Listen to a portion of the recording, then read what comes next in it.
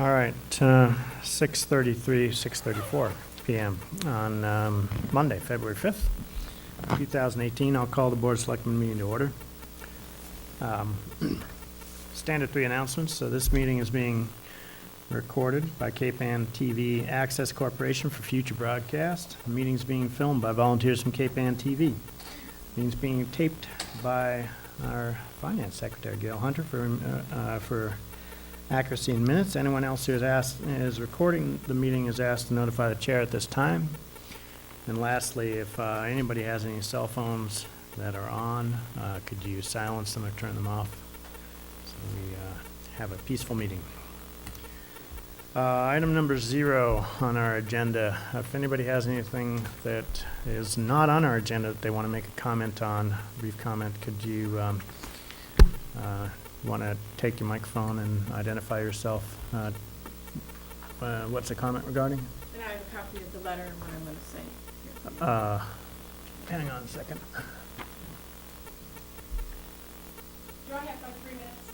No. Do I have 1 minute? No, this is no, actually, this is something that needs to go on the agenda if it's going to come before us. Oh, it has to go on the agenda? Yeah. But I want to make a comment regarding the email I sent you. Yeah, that's okay, but you're presenting a bunch of materials to us, and there's other people. I'll just make my comments. That's fine. And then later I can give you the material.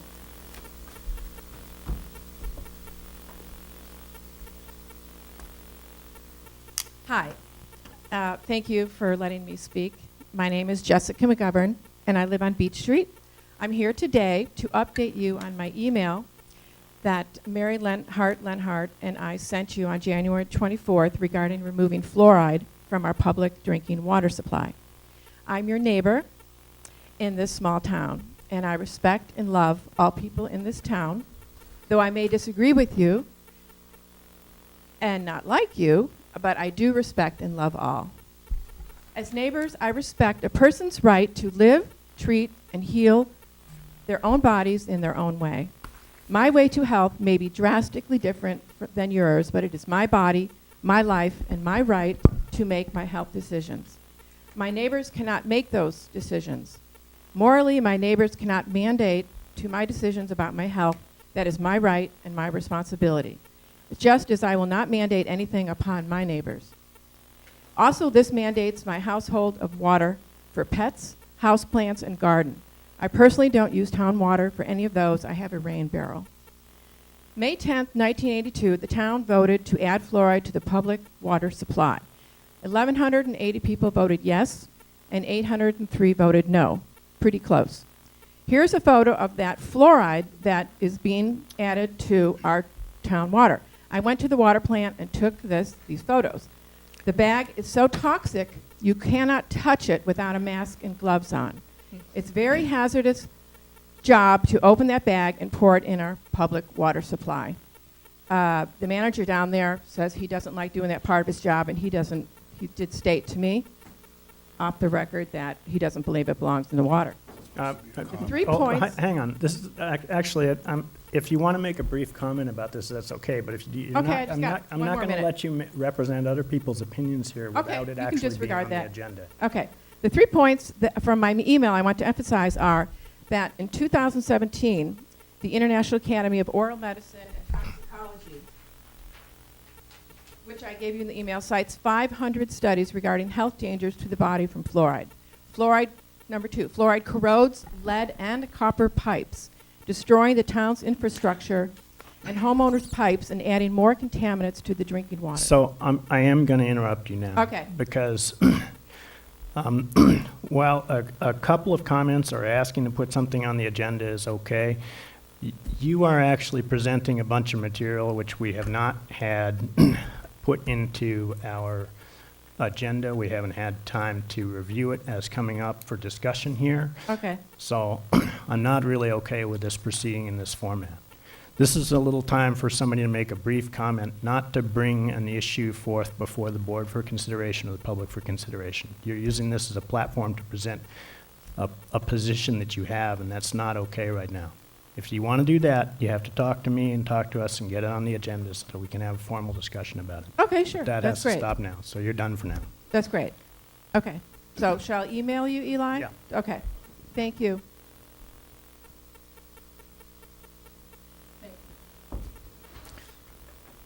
All right, item 1, Conservation Commission, Mr. Gang.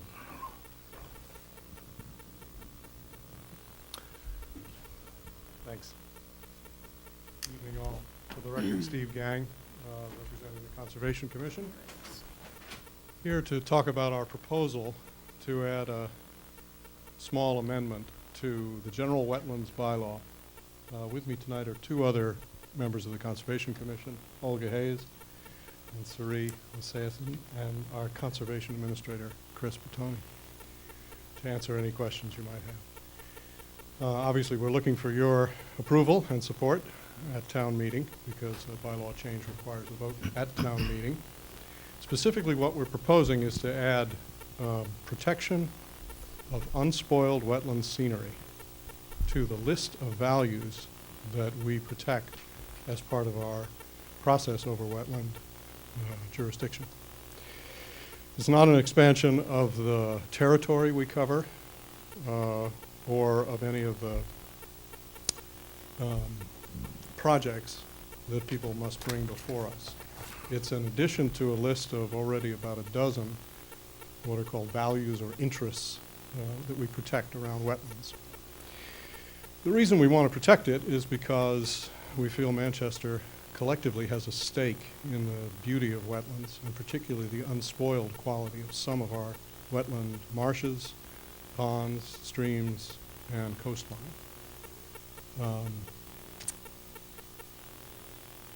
We're being careful. We've been at this for more than a year, studying and proposing language and talking to town council, and I believe we've got this kind of tuned where it needs to be, but curious about your opinions as well. We originally set out to do what 5 or 6 other towns to our knowledge have done in Massachusetts, which is to protect the aesthetics of the wetlands, but realized fairly quickly that that's a highly subjective issue, and we would end up being kind of the beauty police of what people build. We drew it down to what I think is a much more manageable and something we can administer, which is to protect unspoiled wetland views. In other words, things where there is no significant alteration by man, any man-made effects already. And there are, it turns out, plenty of places like this around Manchester, in our salt marshes, freshwater marshes, along our streams, Dexter Pond, and in some spots around our coastline. So we're asking the voters to add that to the first section of the Article 17 General Wetlands Bylaw.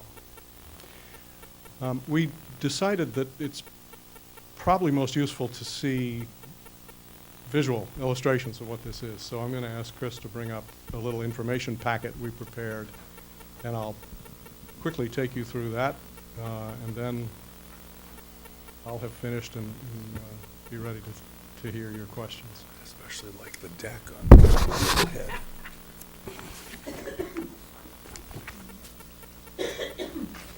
I want to get a building permit for that deck on Eagle Head. Do you? My wife says that looks like an alien spacecraft has landed. Crashed into Eagle Head. Exactly. If you flip to page 4, you'll see several illustrations of pre and post.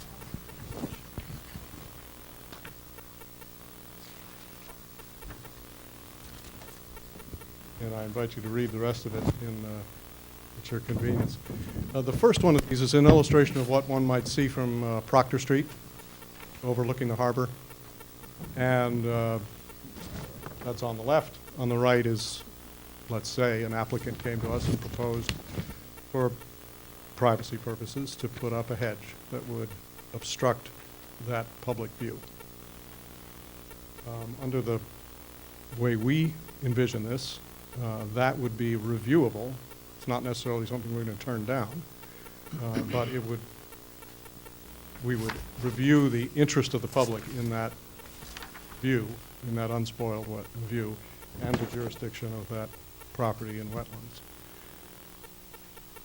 The second one is the marsh off Boardman Avenue. You're standing on Boardman looking south. And we stuck what's come to be known as a monopole in there. This one is very close to home because several years ago the MBTA came to us and said, we have a very small alteration we'd like to make in the marshland along our tracks, consisting of a very small footprint, a little bit of impervious surface, to support a very tall pole. And this one is kind of a poster child for what we're talking about, because the impact of the footing, the platform on which this stands, on the wetland resource is in fact very small. We measure this by how many feet of impervious surface, how much disruption of the habitat, possibility of erosion and storm damage, those kinds of things. And this is not this would not be a proposal that would affect many of those values. With the addition of the value that says the aesthetics of an unspoiled wetland scene are important, we would have another interest to protect and to consider. And I think in this kind of case, that would make a difference in our review. Just to give you an idea of what's not included, the notorious proposed cell tower on Powder House is at the bottom of page 4, photoshopped in. There's no wetland anywhere close to that, or it's not on wetland. So we have no jurisdiction over that. Now we have Eagle Head. Summer and winter views, because it's one of the most photographed features of Manchester. And our clever photoshopper has put in a deck and a ramp and a dock, which might be seasonal or might not be. Unless you think that this is a outlandish, crazy idea, it actually isn't. We have heard, and I expect we will hear more proposals for access to the water from unusual, difficult, challenging settings like this. So naturally we consider the impact on that bank. That rocky bank is important for flood control and for some habitat purposes. The water in front of it might be land containing shellfish or fishery. There's a number of values we'd already be protecting, but we'd like to be able to consider the potential impact on scenery. The last two on page 6 are examples of ground-mounted solar arrays. One is dropped into a section of Cedar Swamp right off a trail, Old Manchester Road, which a lot of people transit, which we would review and expect there would be some argument about significant impact on the natural scenery. The second one is it's a little hard to see, but it is a solar array, actually of the same design, viewed from Ocean Street over, right at White Beach, over the salt marsh there, looking toward two houses, one existing house, one under construction at 377 Summer. And in this case, there are houses already in that scenery, and one of the houses happens to have a ground mount solar array. And for all those reasons, this, while it's jurisdictional, would not be covered by what we're proposing. So let me stop right there and find out if you have questions. What can we do to clarify this and hopefully gain your support? Steve, question first. In the last example, you've added a second solar array compared to the one that's at 355 Summer Street. If the one at 355 Summer Street was not there, would this new one be, could the people at 355 Summer Street have built their solar display with this proposed bylaw in place? I think so, because it's essentially in their front yard. And anyone who's looking from Ocean Street, or actually from any direction over the marsh at that property, would see the house as well as the solar array. And as those of you who recall the house remember, it's a significant edifice. And so there's already, I hate to use the word, but it's already spoiled in the sense of there's man-made features very prominent in that view. We would not defend it. The one thing that I would ask, that if this goes ahead and winds up on the warrant for the annual town meeting is that, that even though it wouldn't be part of the bylaw, that you would have the suggested criteria that you've suggested here available for people to see, rather than just say, okay, we want Yeah. this bylaw, and then after we do that bylaw, then we're gonna come up with a list of rules and regulations. In other words, just let them see the whole package, even though they're not voting on the whole package. Yeah, thanks for that suggestion. Do others agree with that? Yes. Yeah, and I would Yep. go further even and say that this packet is great. And having this kind of information available prior to, and accessed by the public for maybe a session to hear about it or send it so that there's some education involved, would be very helpful. I think we've learned that if we can put bylaws up and educate them a little bit up front and communicate that ahead of time, things run a little better at town meeting when people understand the issues. And I have one other thing to add to that would be, this all makes sense, and I appreciate the narrowing that you've done and the focus on this. That's very helpful. If I was going to oppose this, why would I oppose this? It's a good question. Any of my colleagues have a suggestion about that?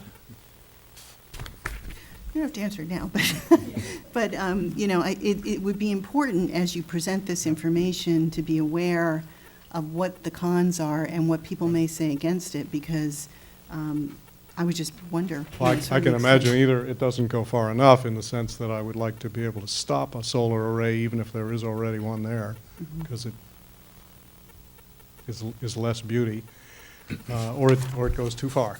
That, when I spend a large amount of money to buy a large amount of property in a beautiful location, I should be allowed to do anything for privacy or for Right. safety or for Right.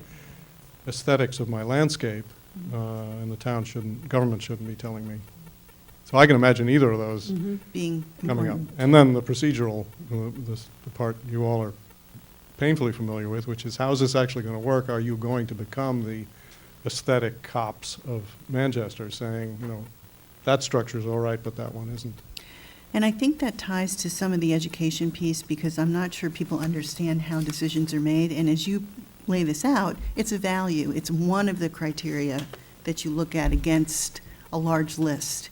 And again, helping people understand that and to be able to say that if it is a value that we look at, something to gauge with, we're always looking at this as a whole piece, and it certainly is something we would discuss. I think that, to me, is an important piece to share as well. Thanks. Agreed. The control that you expect to exercise, the regulations that you set, the Conservation Commission anticipates setting those regulations, right? Right. After So- public comment. What's that? After public comment, we set, After public Our own, comment. yes. So I could see that one complaint that people might have is that you would be defining the regulations that you enforce. Right. And they might perhaps want another check on that, like another board has to approve those as well. yeah, that's possible. Well, for that reason, we put the narrative of our current thinking about what the regulations thinking. might contain. Exactly.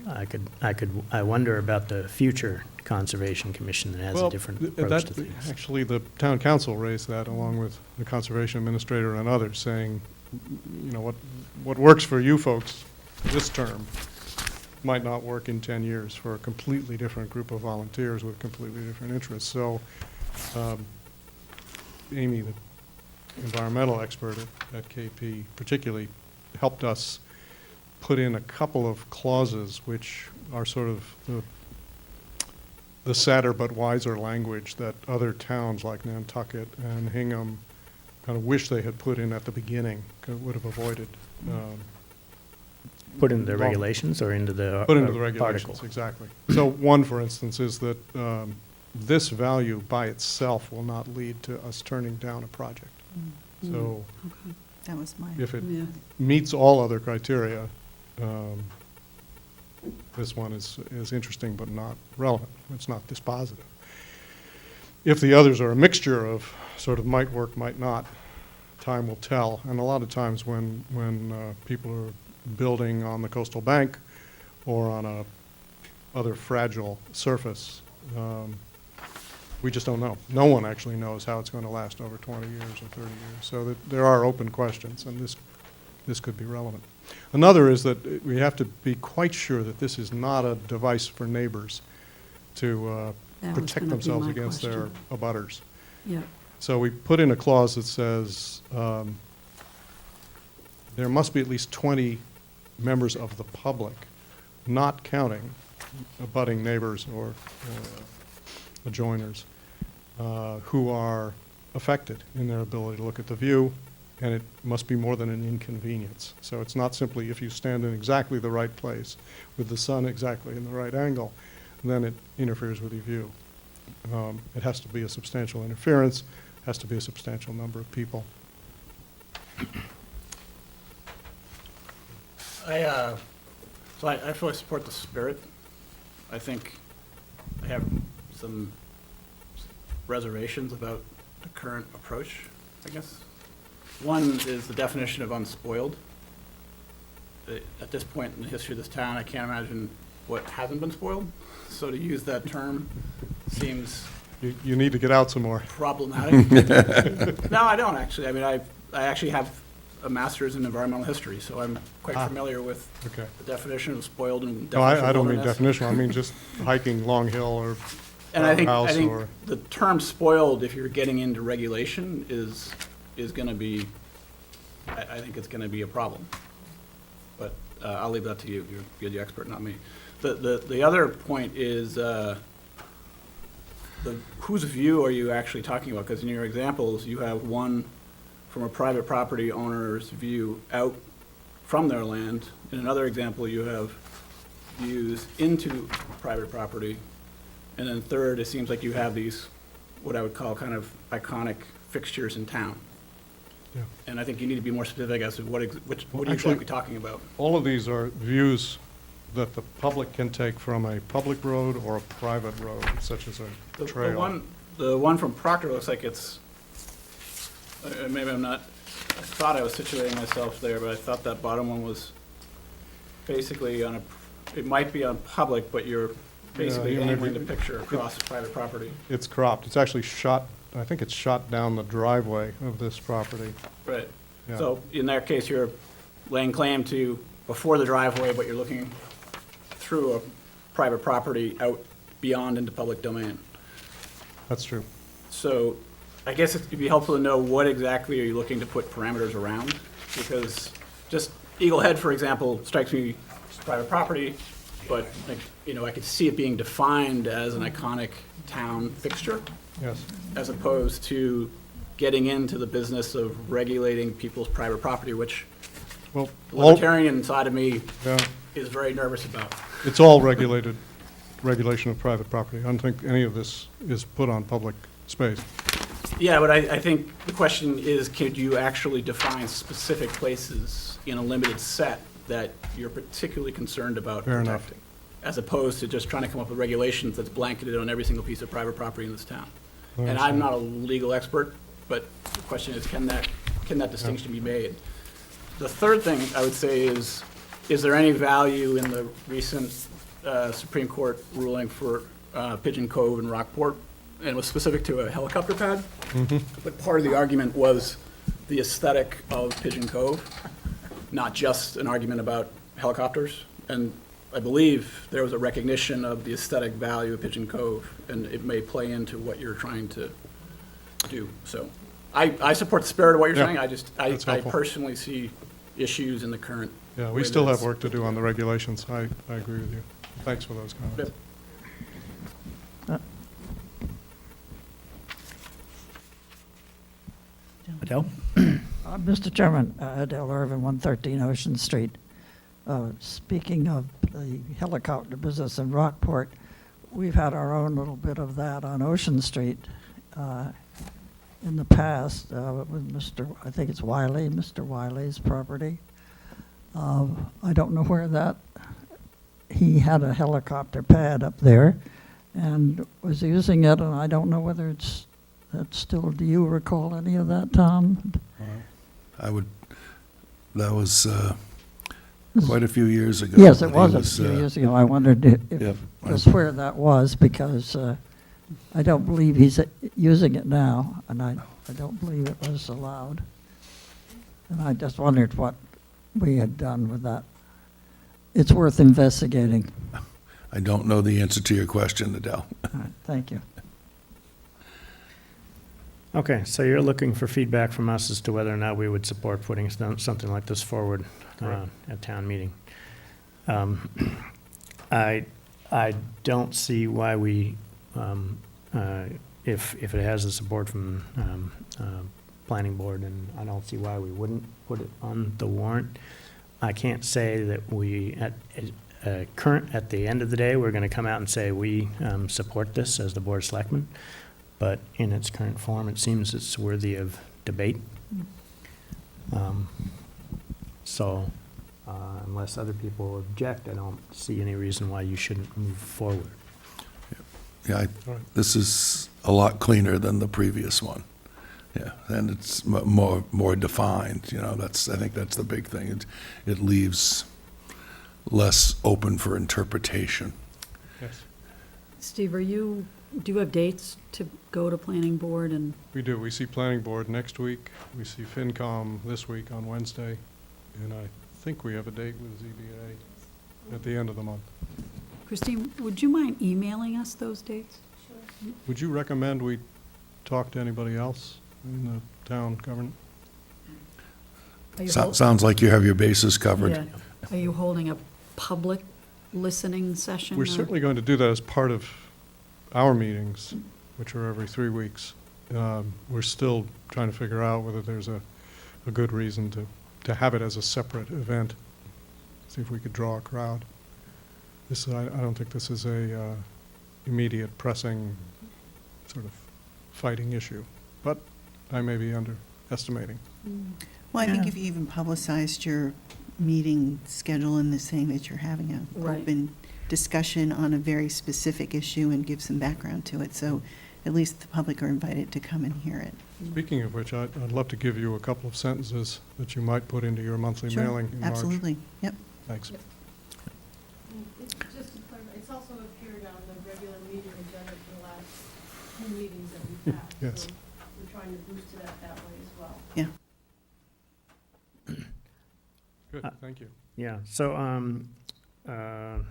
we will be going to print with the warrant. We don't, your final copy for this needs to be in before the end of the month, I think. You can check with Greg for a hard date on that.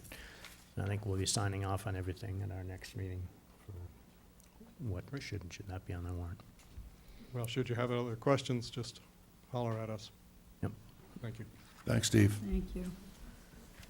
Thank you. Item number 2, Downtown Improvement Committee.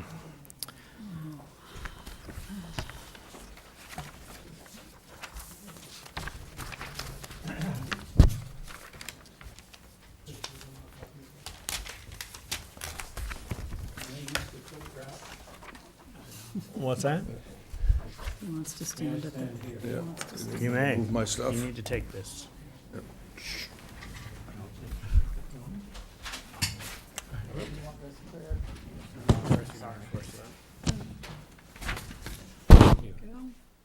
Yeah, we'll talk about it. Andrew Harris, 26 Tapley Street, speaking for the Downtown Improvements Project Committee. The subject is the roundabout proposed at on 127 at Pine Street.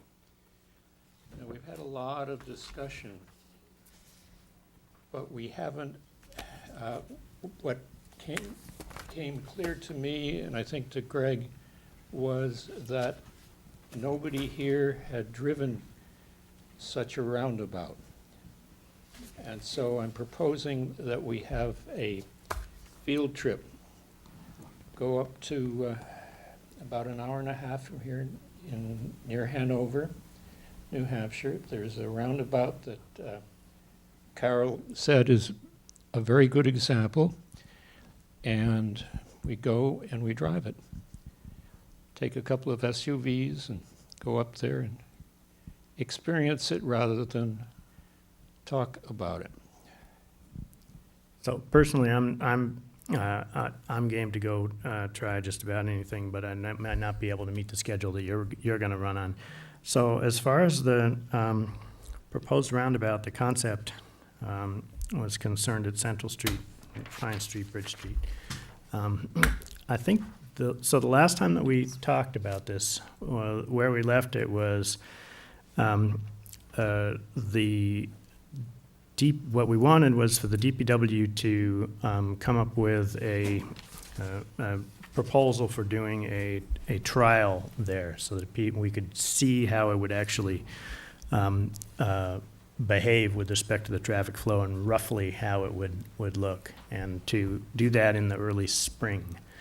So that people could actually get a little bit more data, and so that we could get some feedback from people before actually committing one way or the other to. Right.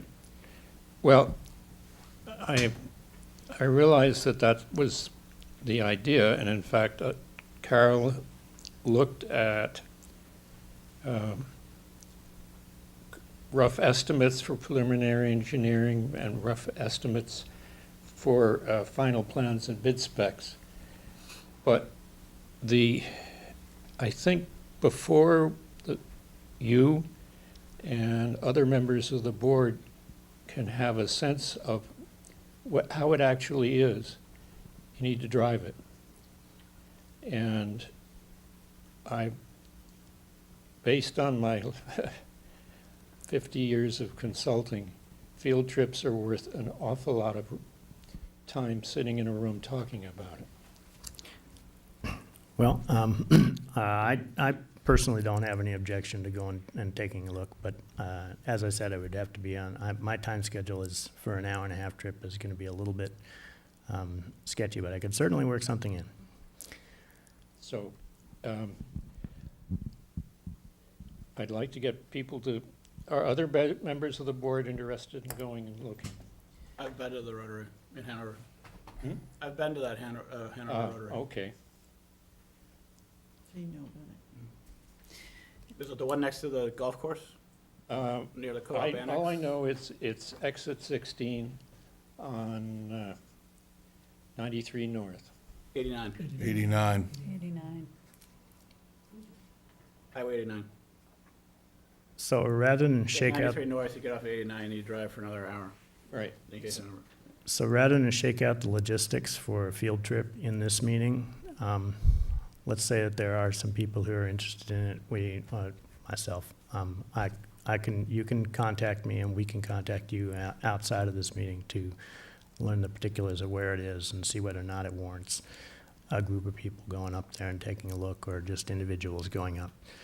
Well, I suggest that there should be a group. There'll be a group probably from the DIP, and people from the DIP and people from Bike Pedestrian will be going, because we all have an interest in having that work. Okay. Well, like I said, I'm happy to go along with that. So if you want to contact me as a representative of the board, or if anybody else wants to go, they can go as well. I'd be happy to. I mean, if I can fit it into my schedule, I'll work on that, but it's a long hour and a half one way. And Hanover is not, It's 2.5 hours from here. yeah, it's not, 2.5. it's a good haul to get to Hanover. But there's certainly closer ones. It must be. Well, there may be, but what we know is that that one has the same kinds of steep hills coming down that we have. It's a good match. And we can spend a lot of time going searching, but we know that this one is a good candidate. So at the bare minimum, I am willing to do that. Okay, So I'll try to see if we can con Tom into going.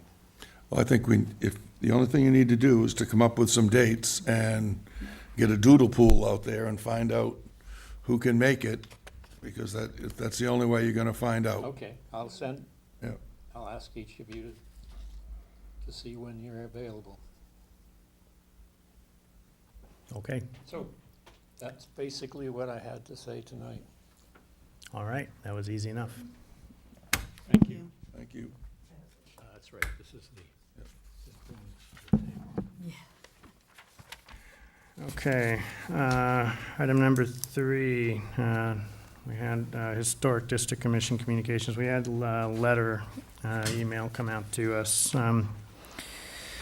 last week regarding a hearing that's ongoing at the Historic District Commission.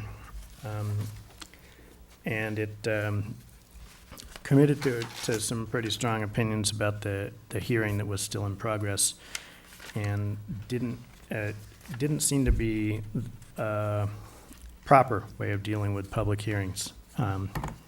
So I would like to propose that we send a letter to, possibly just a generic letter to the Historic District Commission, maybe to other boards as well, to give them pointers to the state rules on public hearings, and ask the chairs to remind the members to review the rules for hearings and other actual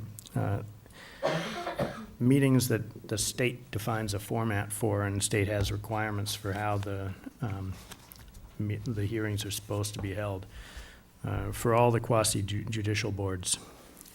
Just to periodically remind them of what their responsibilities are. I mean, it seems to me that the main thing they've done is they've violated the open meeting law by putting opinions out electronically and sending them to everybody else on the committee as well as other people.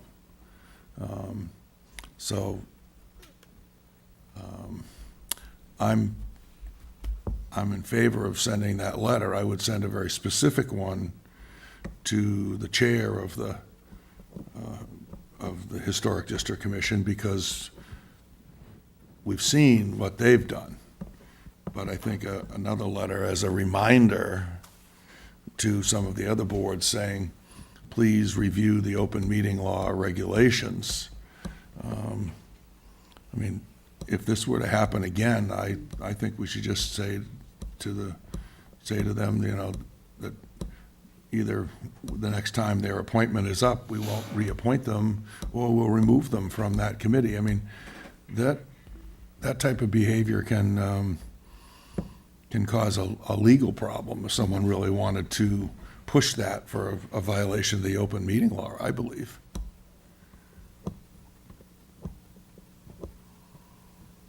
I think sending a letter to all the boards is just a general reminder. We've talked about having open meeting sessions and Training, yeah. those kinds of things anyway, and we just haven't gotten to that yet. So sending a letter just by course of action, especially as boards evolve and change, sometimes yearly, sometimes, every 2 or 3 years, it's always a good reminder. Well, we've talked about doing board training, Well, that's what and I I mean. think Maybe that this can- dovetailing this into Right. a larger piece where we talk about open meeting law each year, we talk about interacting with the public, we talk about those kinds of Yep. kind of best Use of practices social and media. rules. So I would say short-term, a letter's good, but I think we should task ourselves with coming up with some curriculum. We've talked about doing this in the past, and really put our minds to it a bit, because I think it's important. And if there was a larger infraction in any case, we should certainly address that directly. I think.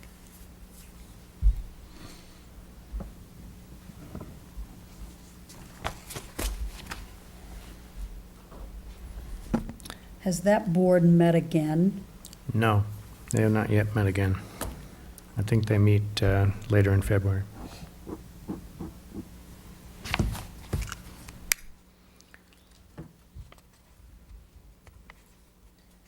All right, any other comments? I will write the letters and we can talk about, I think we had, a while back, we talked about maybe KP coming in and giving. Correct. Right. Right. They certainly have offered that, and I would suspect they have some guidelines that we could send out with the letter.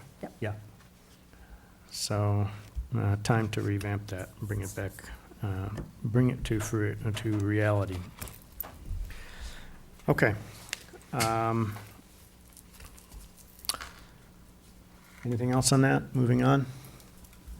Item number 4, annual town meeting. We're gonna go over the town budget and citizens petitions. Greg?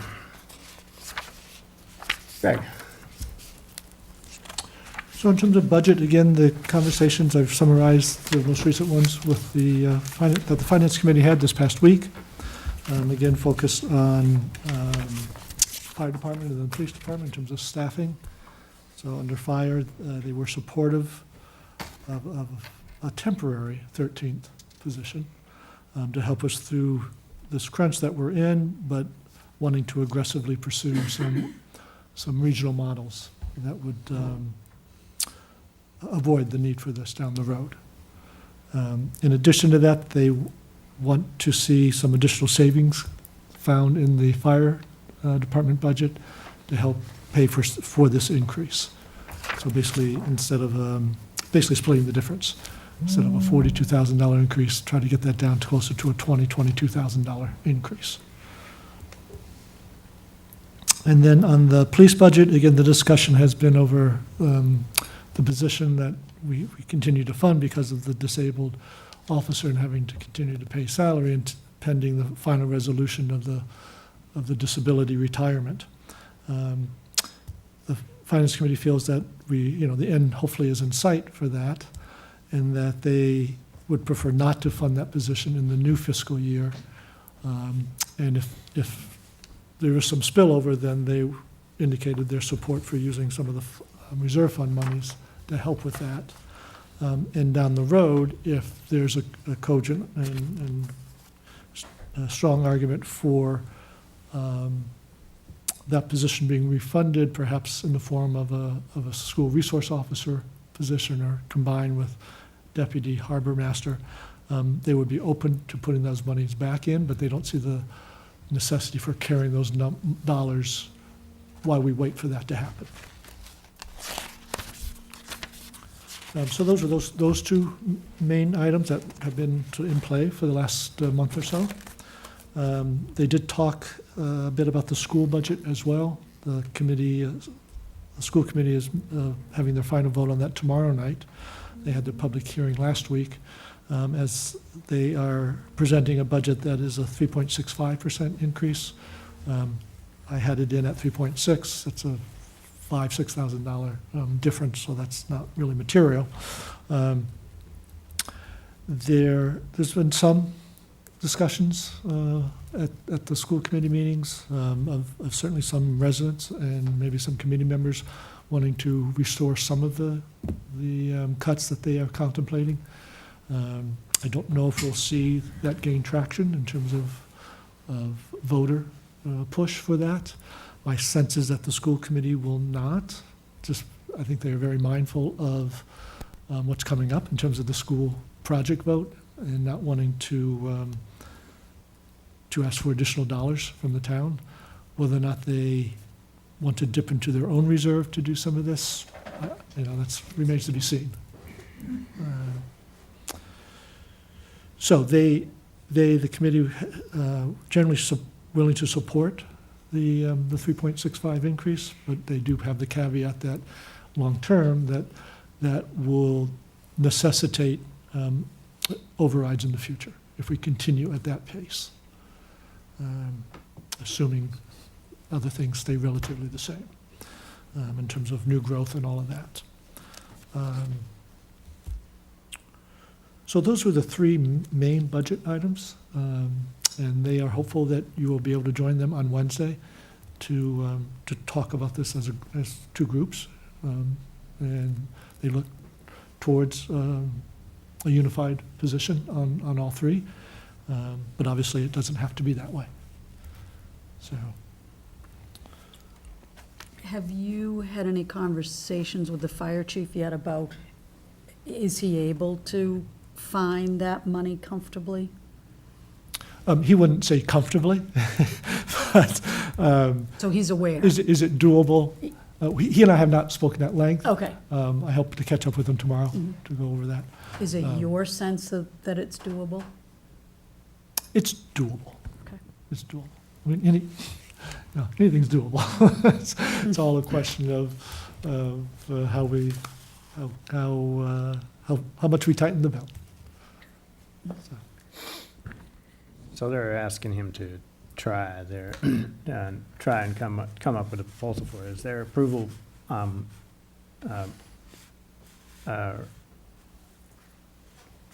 Contingent on that? contingent on, thank you, I don't know why the words, that's not coming in tonight. Yeah. Contingent on him finding that 20,000?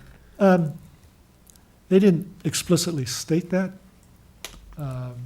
They would certainly like to see a very earnest effort, at least to get Yeah, get Yeah. partly to that, if we don't get there 100%. okay. So they're not terribly far off from our positions in general. Correct. Um, I think, In particular. I agree with respect to Police. Yep.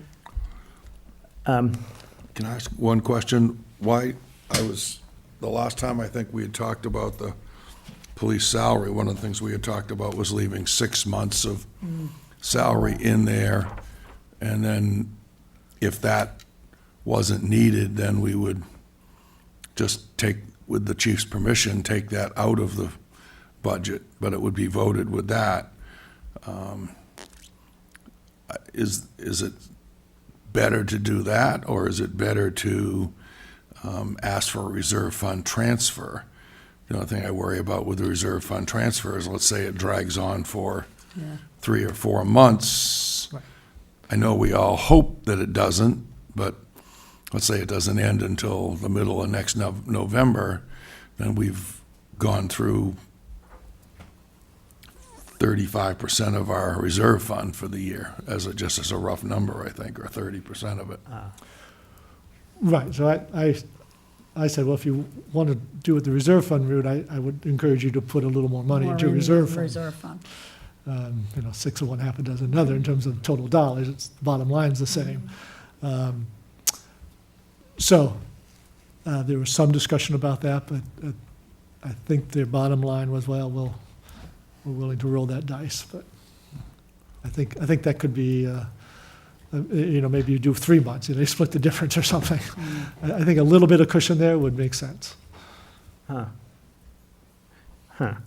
We're willing to roll the dice on not putting the money into the reserve fund. Right.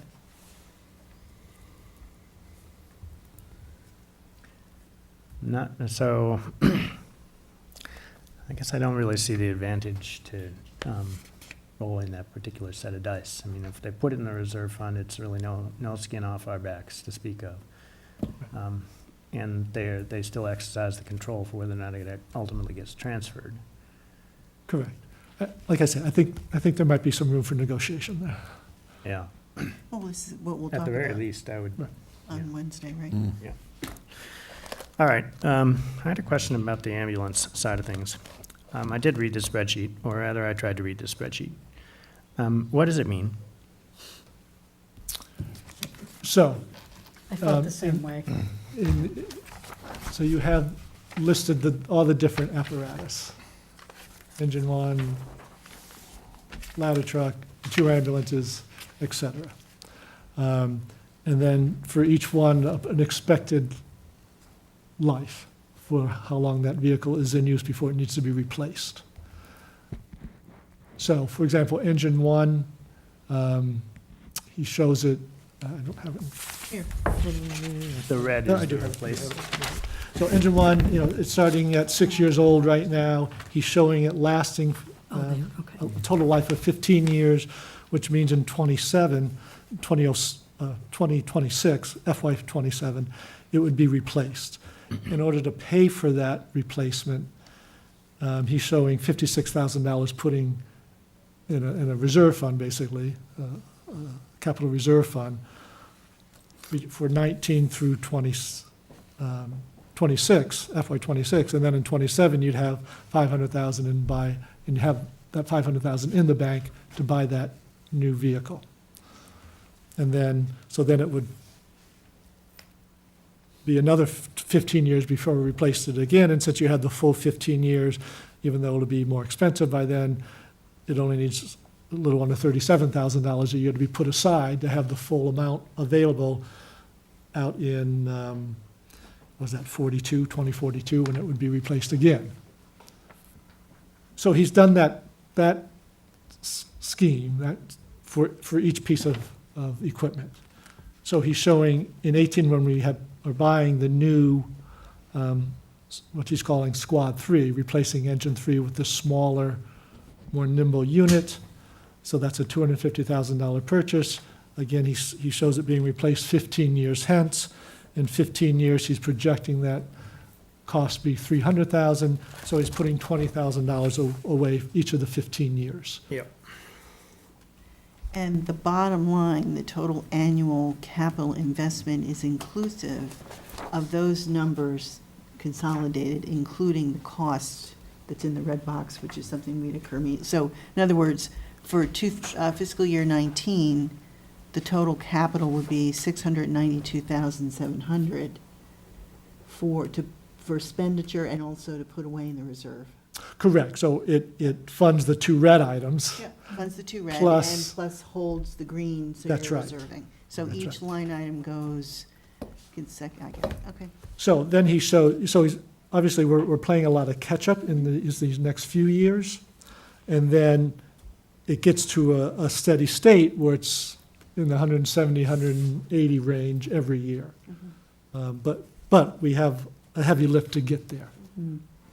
So once you get on the schedule, then it becomes a fairly manageable number each year. So you can tweak this by, okay, you just say, no, it's not a 15-year life, we want them to be 18 years or 20 years. And debating whether or not each of the pieces of apparatus are needed. Right. So those are the two variables that you can use to modify this projection. So if we delay the new ambulance a year or two, that would kick it out. Okay.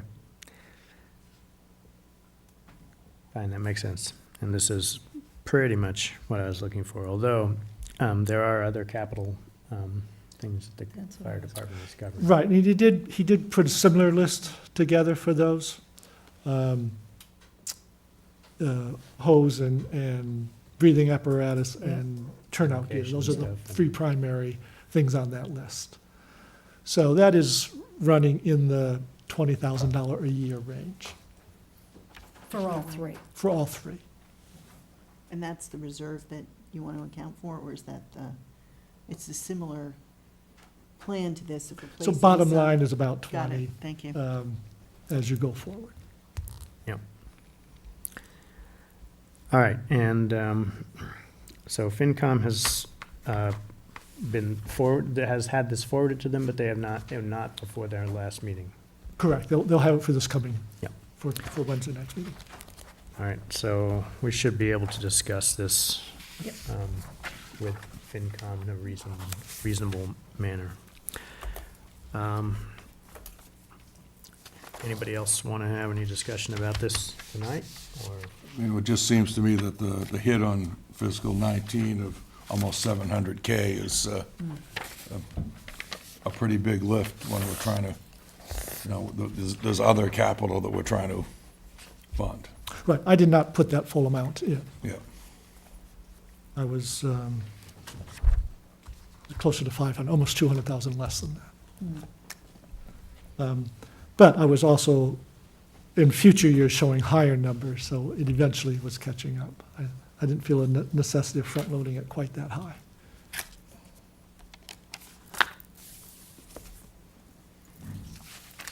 Okay.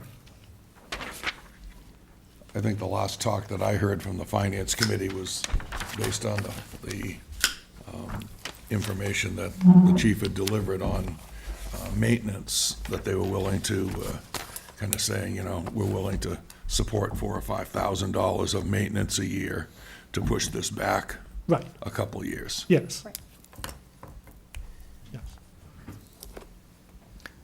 fire chief's not concerned his concern is just gonna be expensive to continue to maintain, right? Not that it's gonna abjectly fail.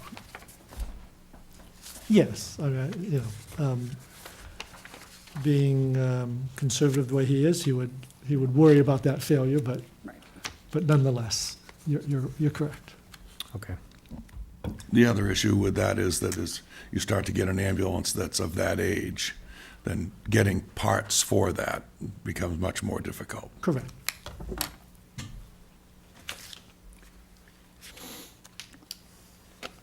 Okay, what else on budget tonight?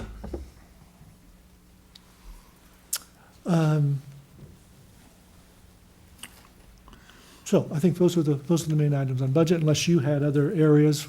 We haven't gone over, with a fine tooth comb, all the others, but this is where the focus has been.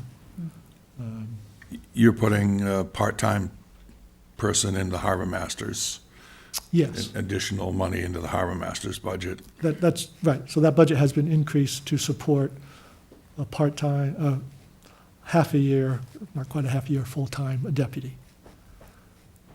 So basically from Memorial to, into October, there'd be a full-time deputy.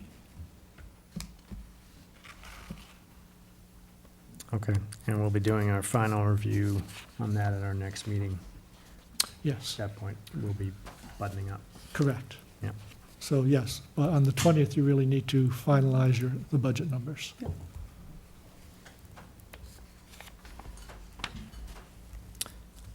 Okay.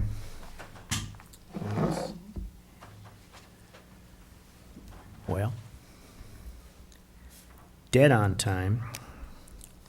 We will move on to, We got citizen petitions first. citizens petitions, I'm sorry. You're right. Sort of going into it. So we have two citizens petitions. We could probably discuss, we can discuss them a little bit both right now. So let's start with the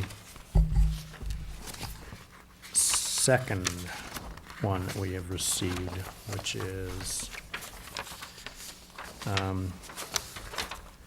petition to support. She's in the Yeah, back row. Mary and Faith Palermo are in the back row. Back row.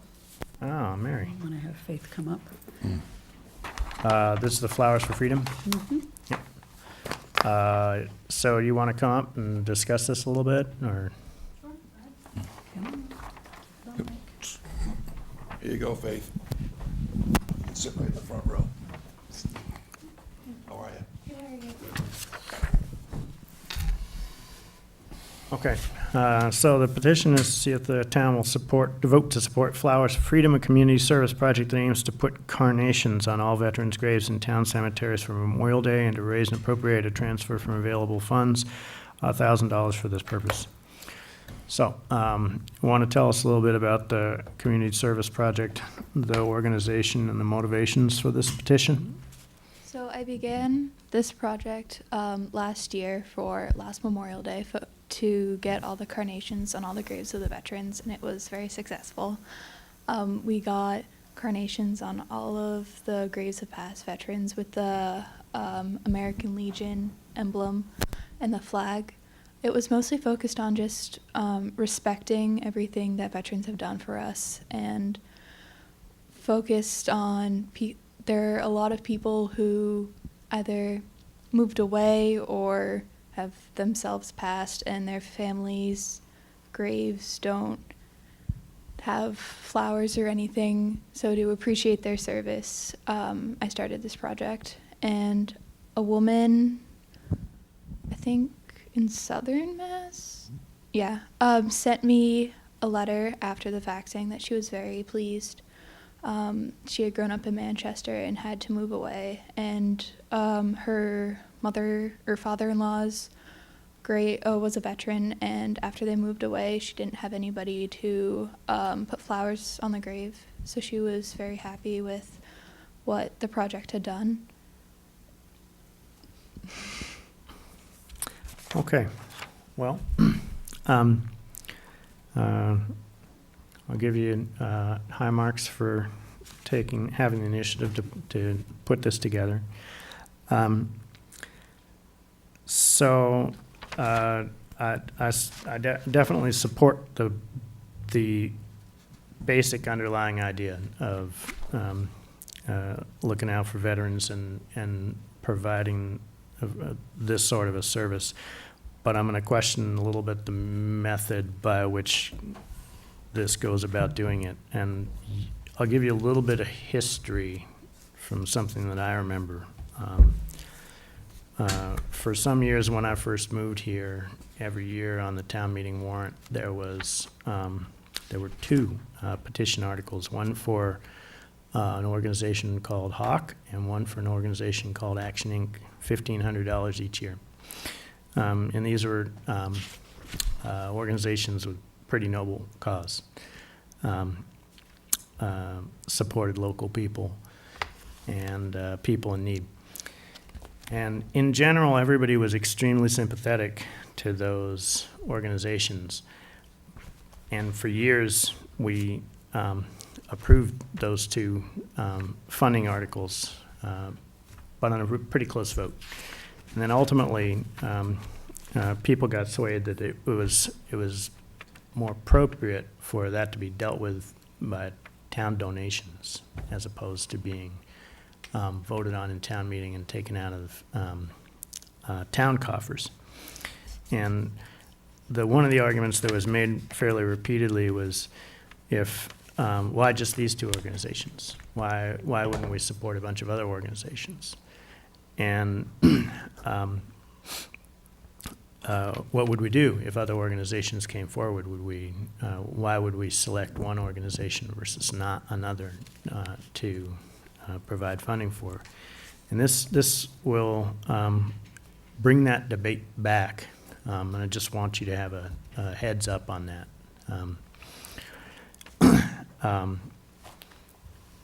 And probably people who used to support Hawk and Action Inc. will wonder why this organization is something the town should consider as opposed to Hawk or Action Inc. Anyway, it's a very noble cause. Comments from other board members? Faith, I know I told you last year that it looked really, really nice, seeing all those flowers out on the graves, and you and the people in the high school did a very nice job getting those out there. I know this kind of came at the last minute because your mom talked to me when I was in the car a week ago. I'm wondering about approaching some organizations, whether it be the Legion or our Veteran Service Organization, our Veteran Service Officer in the city of Gloucester, Adam Kukuru, and getting some support there. If you could say to someone, hey, if you said at town meeting, I originally wanted to ask for $1,000, but I've got $800 already donated, or $700 already donated. I'm sure the selectmen could find something in their gift account to fill in that hole. So I would ask you to try and be proactive and speak to the commander at the Legion and see what he could do there. And I know last year you had some people send you some checks to do some things too. So I think it's a great project, and I know just went over to see my dad's grave over in Lower Rosedale, and it was really just very, very nice, and I appreciate what you did. But I do agree a little bit with the chairman that all of a sudden, if we have to come and ask for the full amount, it might cause a little more problem. But I think if you could build it up so you're making a little ask, and then we might even be able to handle it ahead of time. So I think it's a great idea too. My question, are there other vehicles that we could use? So, for example, this to me feels a little bit different than a charity per se, because we're not giving to a cause.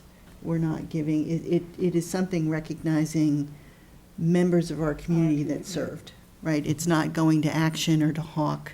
So there's a different feel to this than that. I'm not saying, but are there other mechanisms within the town and money, board selecting funds or whatever, that we can do this versus having to go to town meeting and ask for, I guess my question is, do we have a ability to have any kind of a fund that we can build for events like this that we could support? Is that something that? So you have, donation accounts, so you do get miscellaneous donations, throughout the year, often without strings attached. So that's probably the easiest way to do something like this. So otherwise, if it's general fund money, then indeed voters have to approve that. Right, but if we had a situation where there was meeting a donation that was already started, similar to what Tom was talking about. Right, so, you could accept funds specifically for this purpose. So you could be the repository for those funds if you so choose, working with you and others. That would be an option. I'm just thinking as opposed to bring it, because I agree, I worry about the precedent setting of all that, but I also think it's good for the town to be thoughtful about these things. Right. And for us to meet some of these great things that happen here in a way that shows our support as well. So that's just creatively thinking. Faith, is one of the reasons you took this route is because you're getting ready to go away to school and you're afraid it might not happen again? Yeah, I just wanted to ensure that it's something that happens after I go to college. And fundraising last year, it was sitting outside of Crosby's in the cold. And I know that maybe other people might not be as motivated to do that. So I'm afraid that once I leave, it's something that might not happen. Did you do anything with the Legion or any veterans organizations last year? I talked to Mr. Kirker at the Legion, and we put a donation box in the Legion on the bar, and we also talked to the Women's Auxiliary, and they donated. Mr. Kirker also mentioned that at the end of the Memorial Day ceremonies, there's like a little bit of money left over, and in the future that could be brought to as a contribution to the to Freedom Flowers, but it's not always. It's not always guaranteed. Yeah. Yeah. Right. Yeah, I was just looking, we fund Memorial Day to the amount of $3,000.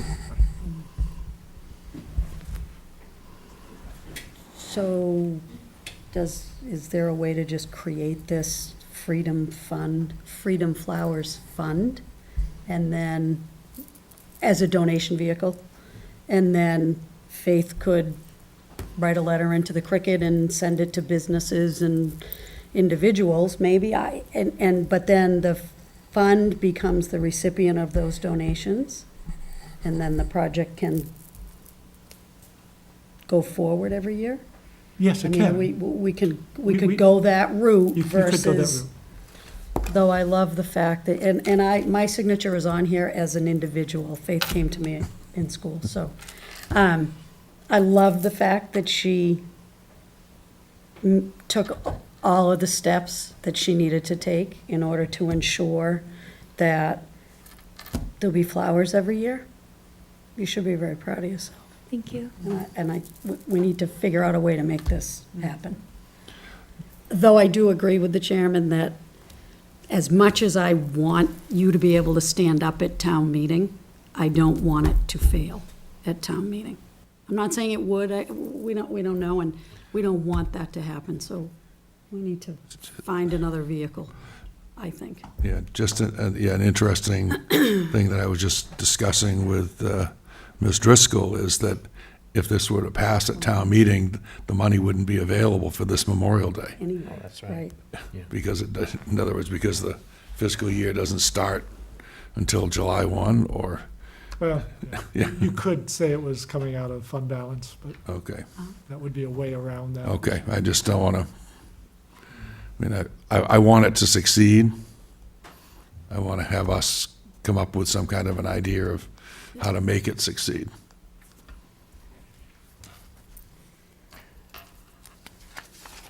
Okay, so actually creating a fund like that is just something that we would do as a board, right?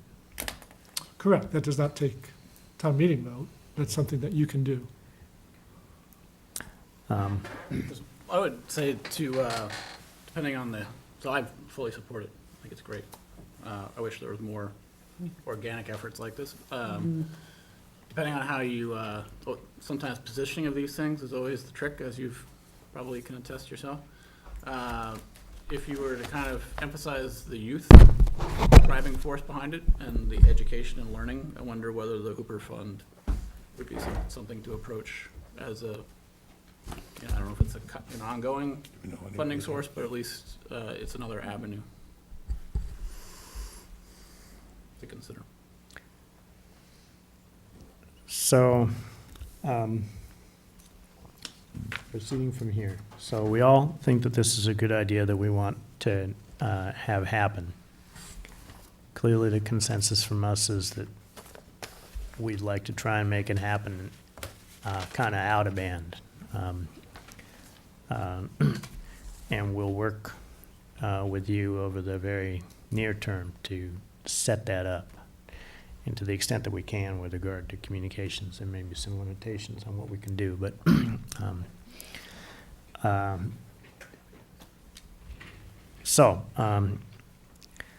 would be inclined to recommend that you actually not try to move this forward at town meeting if we can help you in the interim here.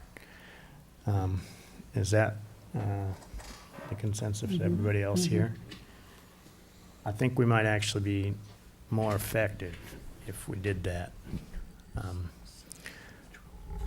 Because there will be arguments at town meeting, I'm sure there will be. And I think the idea that you have, I don't think it really should be subjected to that. I think it'll just do better if we work with you on it.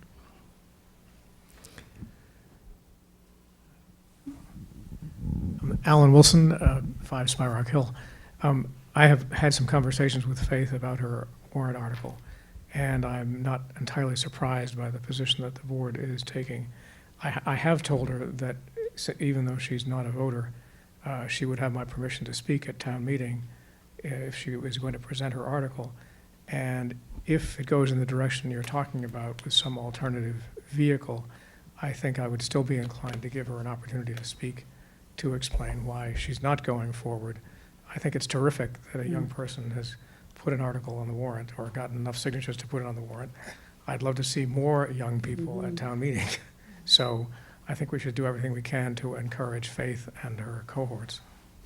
So, Alan, if the article remains on the warrant, and in the meantime, we have been able to get the fund set up, then maybe as a way to announce that the article's being passed over, Faith could get up and explain the basis of the article and why it's being passed over, and the fact that the fund is set up.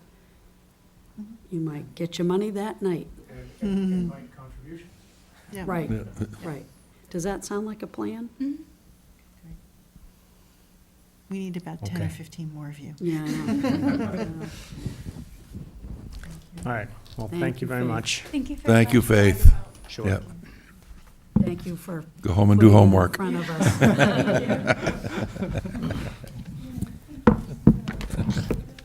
All right, the other citizens Sue petition is here. article. Susan Sentner is here.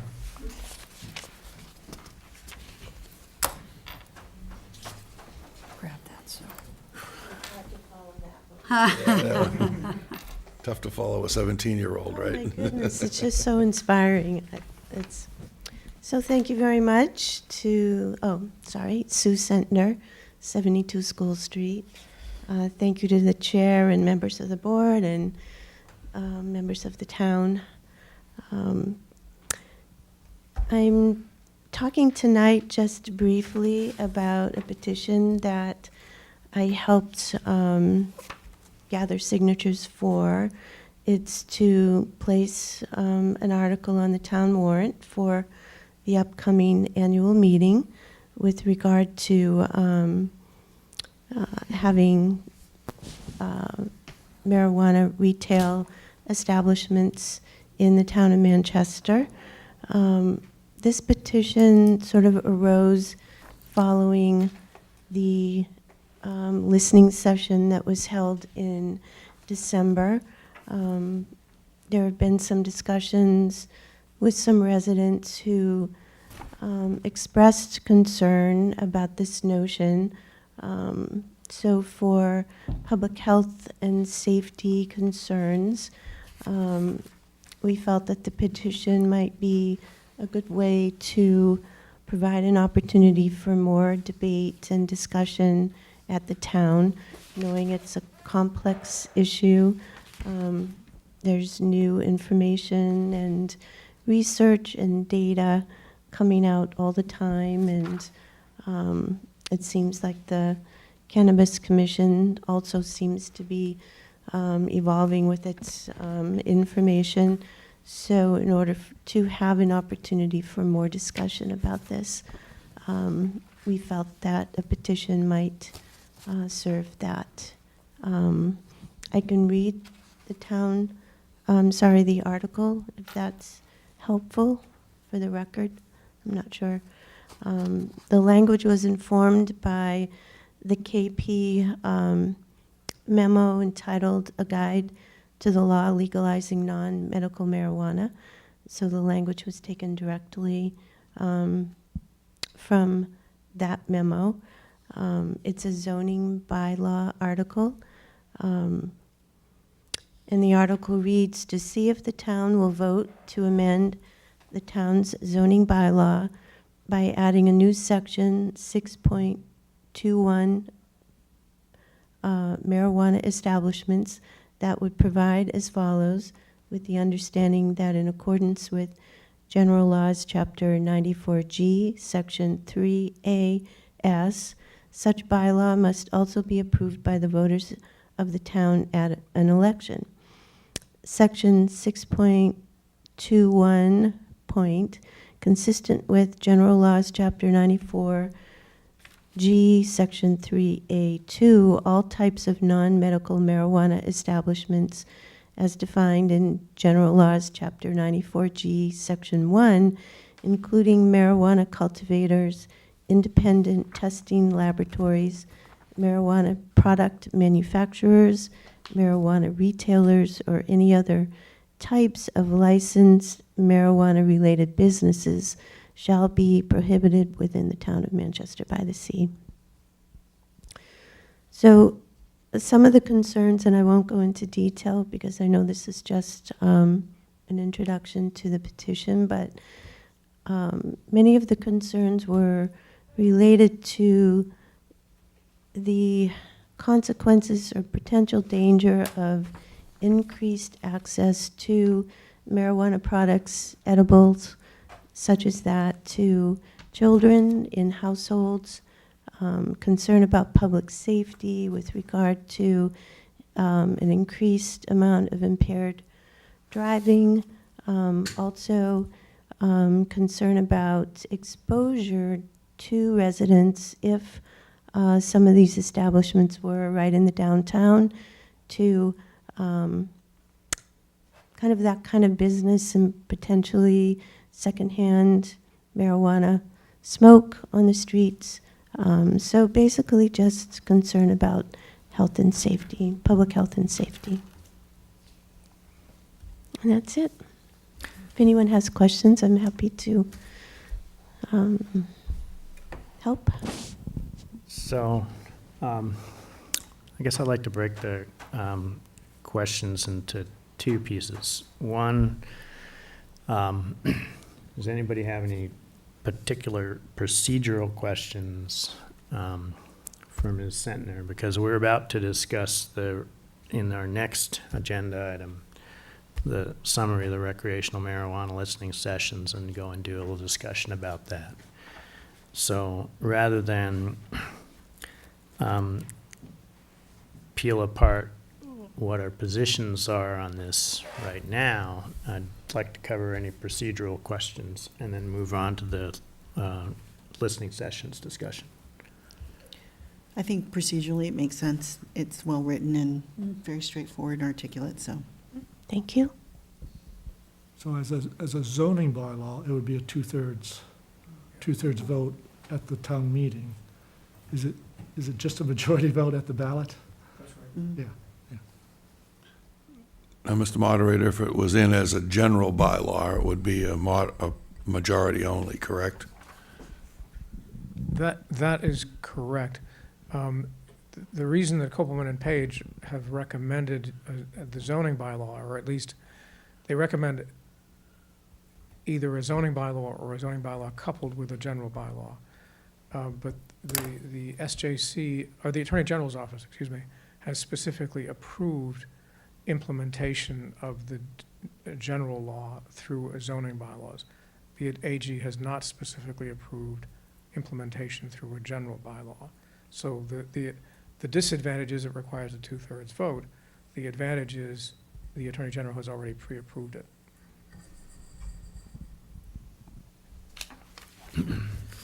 So obviously, since it deals with land use, the feeling is that you are more assured of success by going through the land use process. The method that the moderator describes, K&P kind of refers to as belt and suspenders. In other words, using two ways to hold your pants up. You can put a zoning bylaw in and put a general bylaw in if you wanted to. And some communities have done that. Okay, any other questions or discussion on the procedural aspects? All right, why don't we move on to the report Thank you. on the listening sessions? And Why don't you stay up front, and why don't we have Christine come up front, just to... This is Christine Delicio, who's the representative from the planning board on the, you have one of those, I think, on the listening group. Deb Bradley is not here this evening, she's traveling. And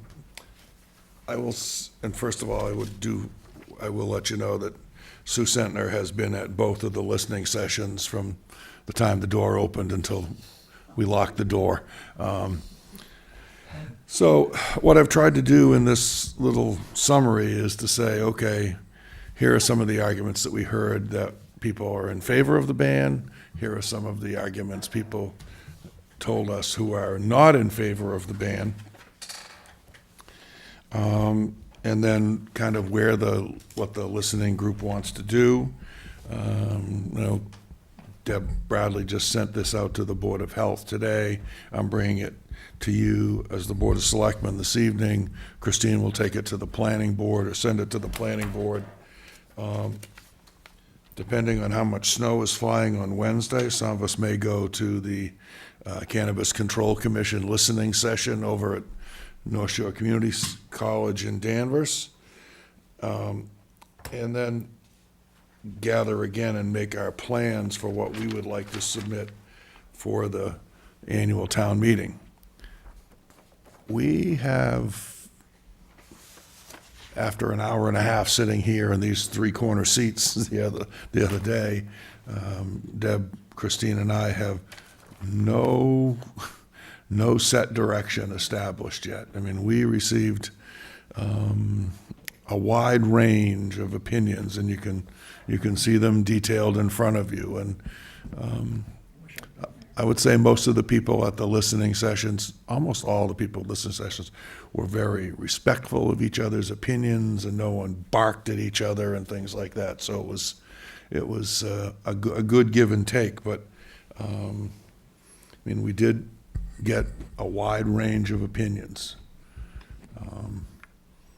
So I know I've been talking to some people in town and seeing what they have to say, because as I mentioned here, in the two listening sessions, we had a total of 29 residents. I would And have, some of them were at both. yeah, and I would have loved to have had 129 residents at them, although I think we might still be there. So then it becomes a question of, the citizen petition article is in as a zoning bylaw for a ban in the spring.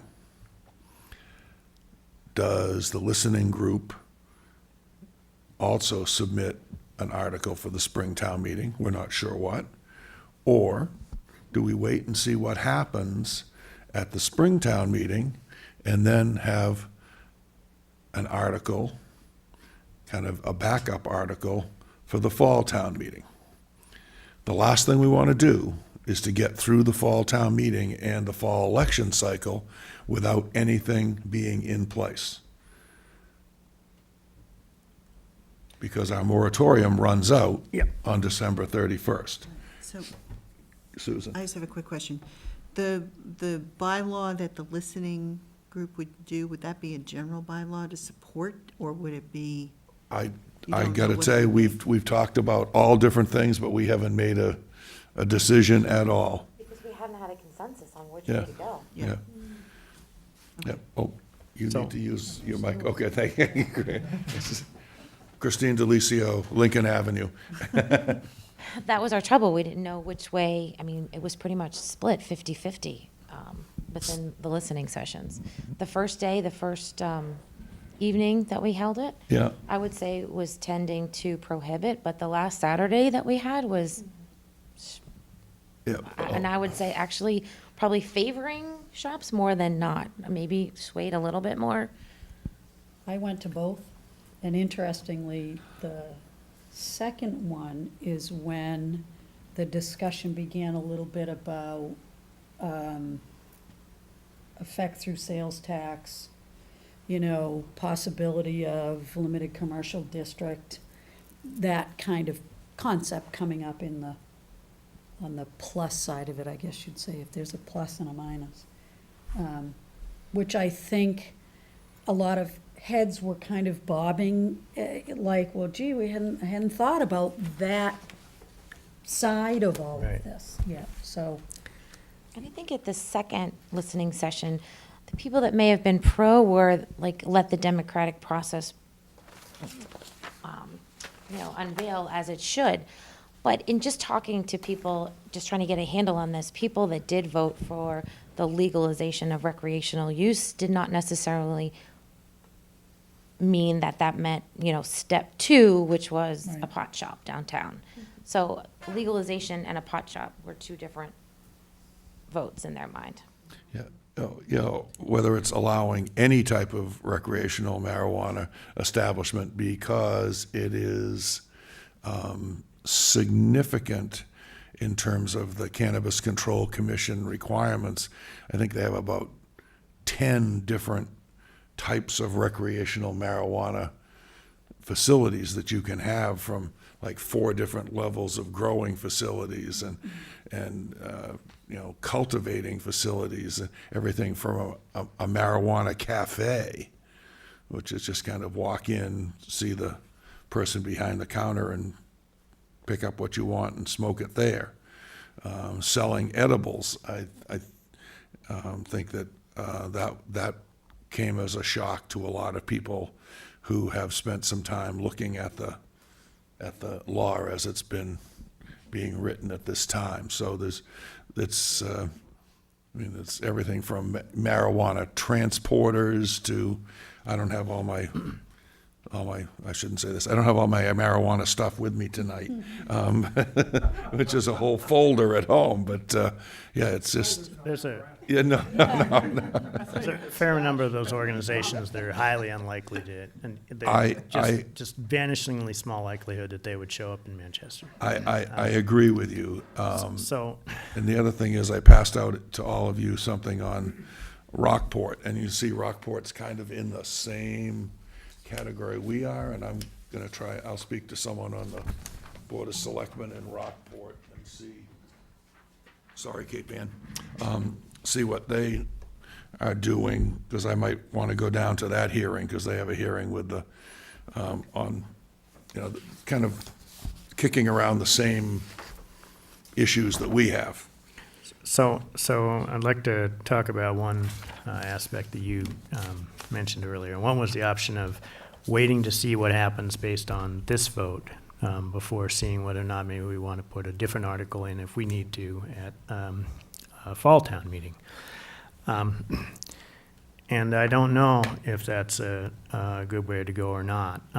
But I'd like to explore this concept and some of the issues it raises. So suppose we put in a competing article on the warrant.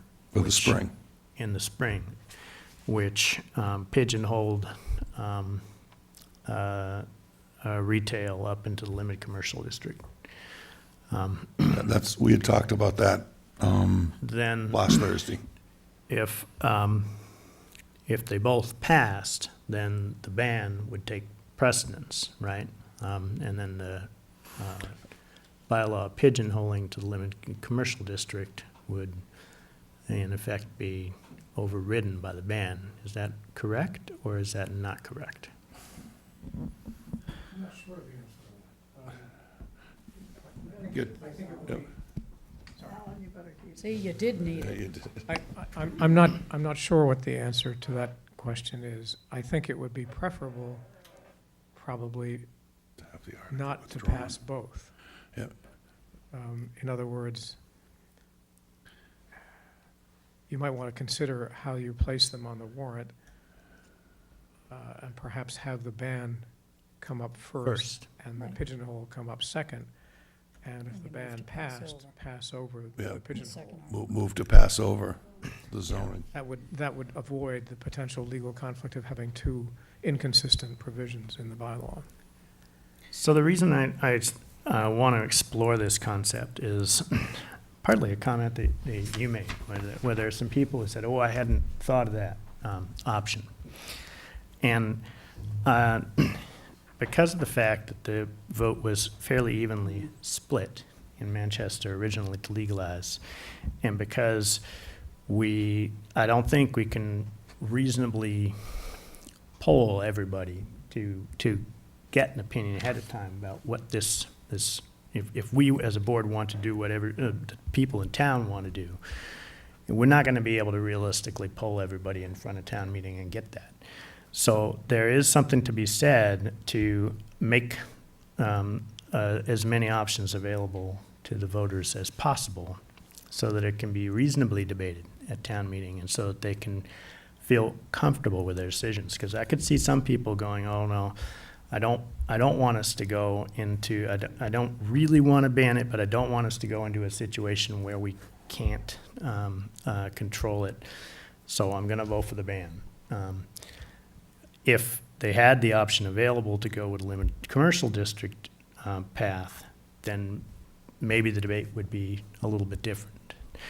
And I think that's a worthwhile debate to have potentially. So both articles would be discussed at the same time? Because I'm not sure how it would work otherwise. Yeah. That would be up to you, of Probably, course. I'd like to think about that for more than 5 seconds. Uh-huh. Yeah. You might also consider more options than just two. You might want to also have a general bylaw provision, because it's conceivable that a provision limiting or banning marijuana establishments could get a majority but not 2/3. It's also conceivable, though, that the general bylaw would not get approved by the Attorney General. Yes, conceivable. So, What would not get approved, I'm sorry? General bylaw, General. general. Banning? yeah. Point of information, Mr. Chairman. Yes. Point of information. It is a state law that we voted as a state to allow this to happen. Legalize it, Right. yes. Yeah. And then we voted as a town as well. So Correct. what we're now Well, doing no, is. no, I'm we just didn't trying vote to- as a town. It was a state a wide election. So Manchester voted as part of the statewide election, but we did not have a particular vote in Manchester. In Manchester itself, that's what Yeah. I was wondering. So we have not voted as a town for ourselves. Well, we did vote as a town as part of the state election, and the Right. town voted 51% to 49% to allow recreational marijuana Right. All right. Thank you. in the state, and since it passed in the state, here in Manchester. I see. Thank you. I just So now we have, if we want to regulate it, Yes. we have to regulate it through the town meeting and another election process. Right. I think the one thing to, Let me just, we've got to clarify one thing, is that we're not revisiting whether or not there should be marijuana illegal. We're That's correct. specifically figuring out whether or not there should be retail facilities. Us regulating it here in town in terms of facilities. Regulating That's- retail. I'm just trying to Because get my, what interests me is that 6 out of the 7 reasons to ban it have nothing to do with retail.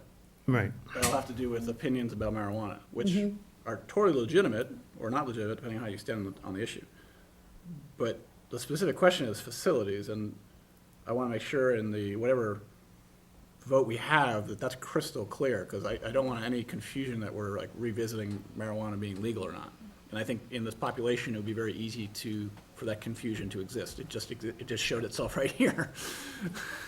and I think it's important to point out consistently with that point, that the state statute passed by the legislature implementing the referendum carves out the authority for towns and cities to regulate or ban marijuana establishments as they so choose. So there is, it's not as though the state referendum that legalized marijuana removed the authority for cities and towns to regulate it.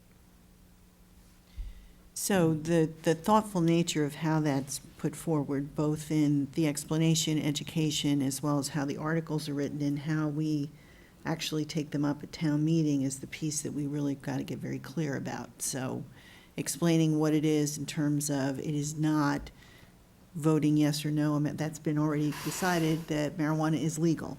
This is now talking about regulations around facilities, shops, growers and those kinds of things. And that what we're asking people to consider is whether we want to ban any kind of retail, growing, whatever, which is your article, or are there modifications or options that if people choose not to go ahead with the ban, that they would be looked at in a way, for example, up at limited commercial district or whatever those might be.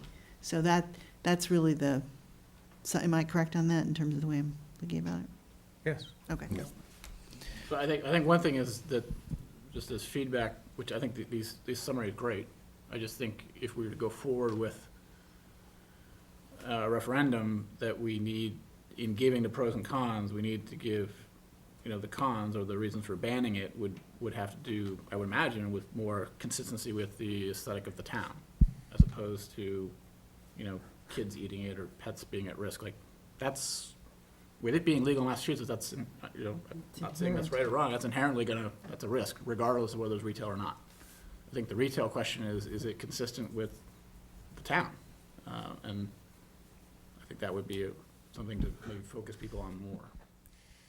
And we heard arguments on that from one person say it would add vibrancy to the town, but and another argument saying, and the person was unable to define what they meant by vibrancy.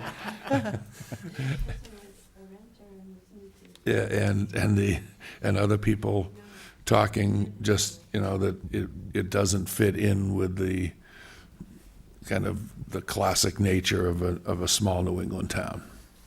This topic is, and what we're asking here is a prime example of what a town meeting is built to do, right? It's about building the people to come, to put forward the information and have a discussion. It's going to be a big one, and it's going to have to be well thought out. But I don't see how you can get to any other option other than what we're talking about here, which is the banning completely and maybe a couple options that you can put forward, or one or not, that would get you any closer without having a town meeting first. Do you know what I'm saying? I don't think we'll get directionally where we want to head on this until we get to town meeting on it, so.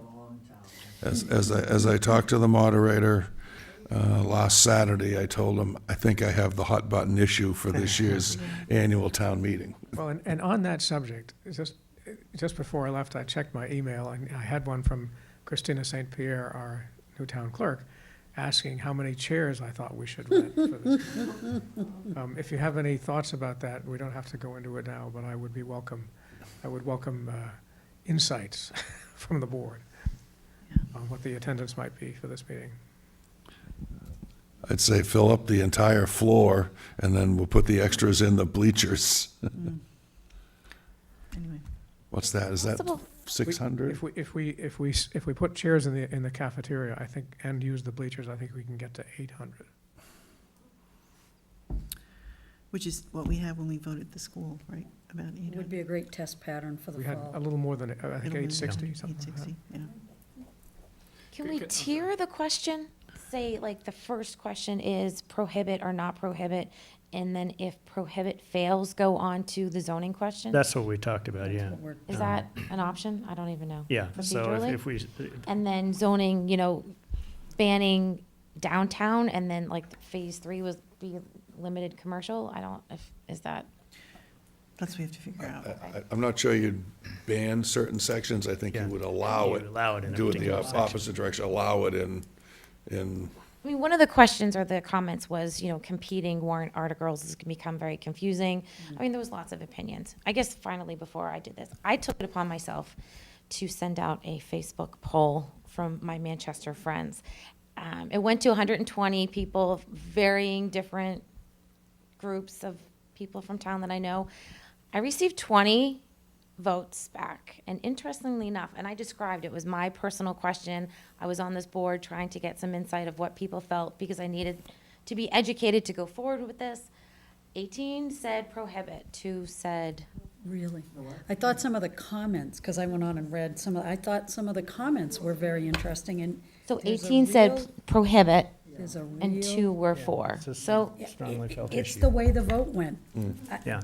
And whatever formation these articles take, I think it's gonna be very close.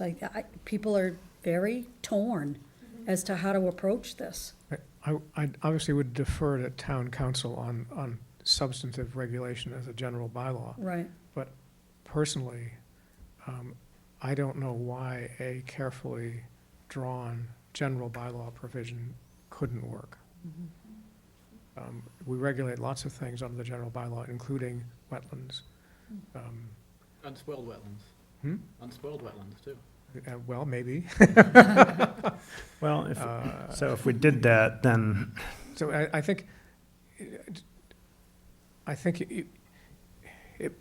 this is not really my province, but I think it would be not a desirable outcome to have regulation in some form supported by a majority of town meeting and a majority of the voters fail because it couldn't get to 2/3 under the Zoning Enabling Act. Do we have enough time to sort this out between now and town meeting? I mean, I know we can make things work, but I'm just thinking in terms of looking at the options and being very clear about what we want to do. I guess my point is we need to get moving on. we've got 8 weeks. Yeah. So if you wanted an not let- alternative bylaw, zoning bylaw that said it's only allowed in the limited commercial we district. don't have 8 weeks. Well, the planning board has to hold a hearing on that prior to town meeting. Right. So that needs to get underway soon. It's late to get that going. I have 2 additional questions that I just don't know the answers to, so I'm gonna ask them, but they're related to this. Where is medicinal in here? Limited commercial district. Is it applicable to the commercial, like, to encompass? We actually have a bylaw already in place that pins the medical to limited commercial district, and this is This wouldn't eclipse non-commercial. that. Hmm? This would not eclipse Right. that. No. Okay. This is recreational use. Okay, so, and then what about somebody operating out of, so we've talked about downtown, we've talked about light commercial, what about residential? Any sort of commercial activity in a residence? No, there's no commercial with the legalization of recreational, then you can grow up to 6 plants per person, maximum 12 per household in your own house. But no, Personal use. yeah, for personal use, no sales, and that you can gift a certain amount, I think an ounce.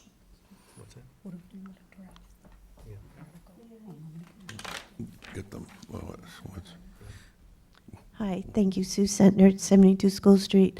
I think some of the discussion have really hit upon kind of the real essence of the confusion and the varying opinions and ideas.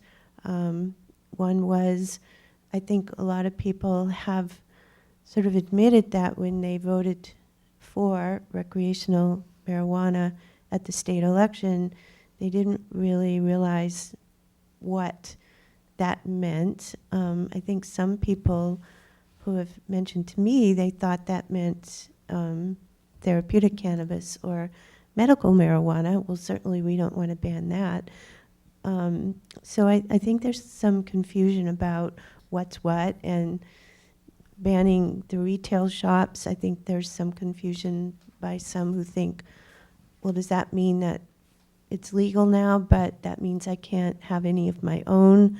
So sort of clarifying all that amidst the sort of complicated process of figuring out how to present it, I think would be very important. So I'm have not that. sure, I've heard that statement a few times, that they wouldn't have voted for it if they'd understood what that meant. And that I don't buy that. That entire process was many years in the making. There were debates up and down all over the state. There were multiple forums. There were articles in the papers. It was really clear what that vote was about. But if people weren't engaged and weren't paying attention to it.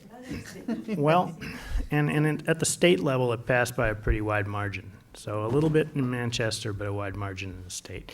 So I don't think it's quite fair to make that argument that voters wouldn't have passed it if they had known what it meant. That assumes that there's a significant number of people, makes the presumption that there's a significant number of people who didn't know what they were voting on. I don't think that's a reasonable way for us to approach it. I just think that there was a lot of people weren't.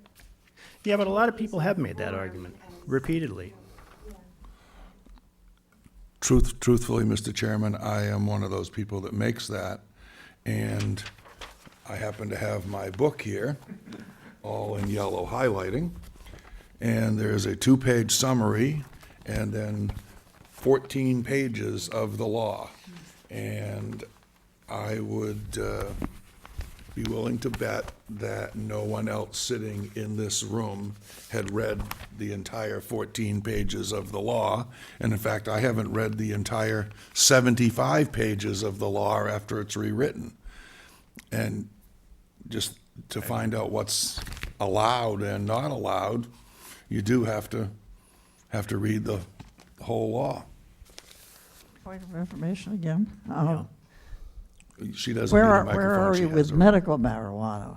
What is that? Medical marijuana is unchanged. I beg your pardon? Medical marijuana is unchanged. No aspect of medical marijuana was changed, to my knowledge, by the recreational marijuana law, and no aspect of the law within Manchester would be changed by any of the stuff that's being So talked those about of us who would support medical marijuana have a wholly different point of view. These two issues are independent. Correct. Thank you. So we don't have a tremendous amount of time to actually put together the warrant if we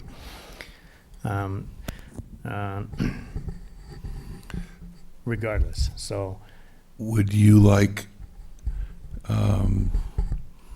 Christine and Deb and I to get together and, using the K and P language, come up with an article that asks for regulation of recreational marijuana facilities to be in the limited commercial district? I think I would, yeah.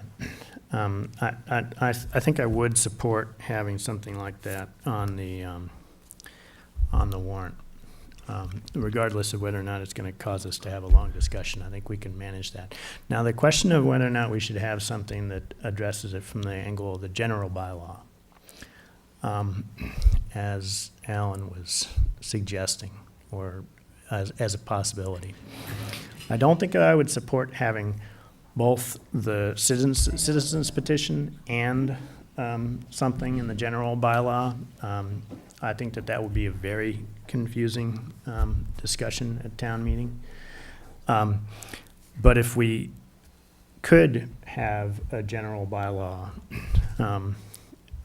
in the ban category that's equivalent of the citizens petition, and that the town council felt would hold up, I would consider putting that on if the citizen petition wasn't on there as well.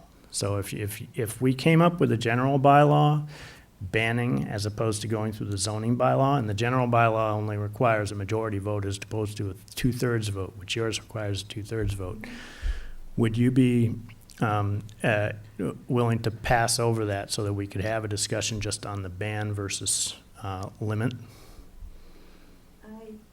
It's one voice, but, Well, you're the petitioner, so you're the person who counts in this particular case. I think it's kind of a hard question to ask until we see it. I would say, let's proceed with looking at what Tom's talking about, drafting the option for limited commercial district. Let's look at the option for a general bylaw, if we, whatever, KP said we could actually do or not. Readdress this when we have a little bit more information, and also, obviously, Alan, from your perspective of the flow of the meeting and what might make sense.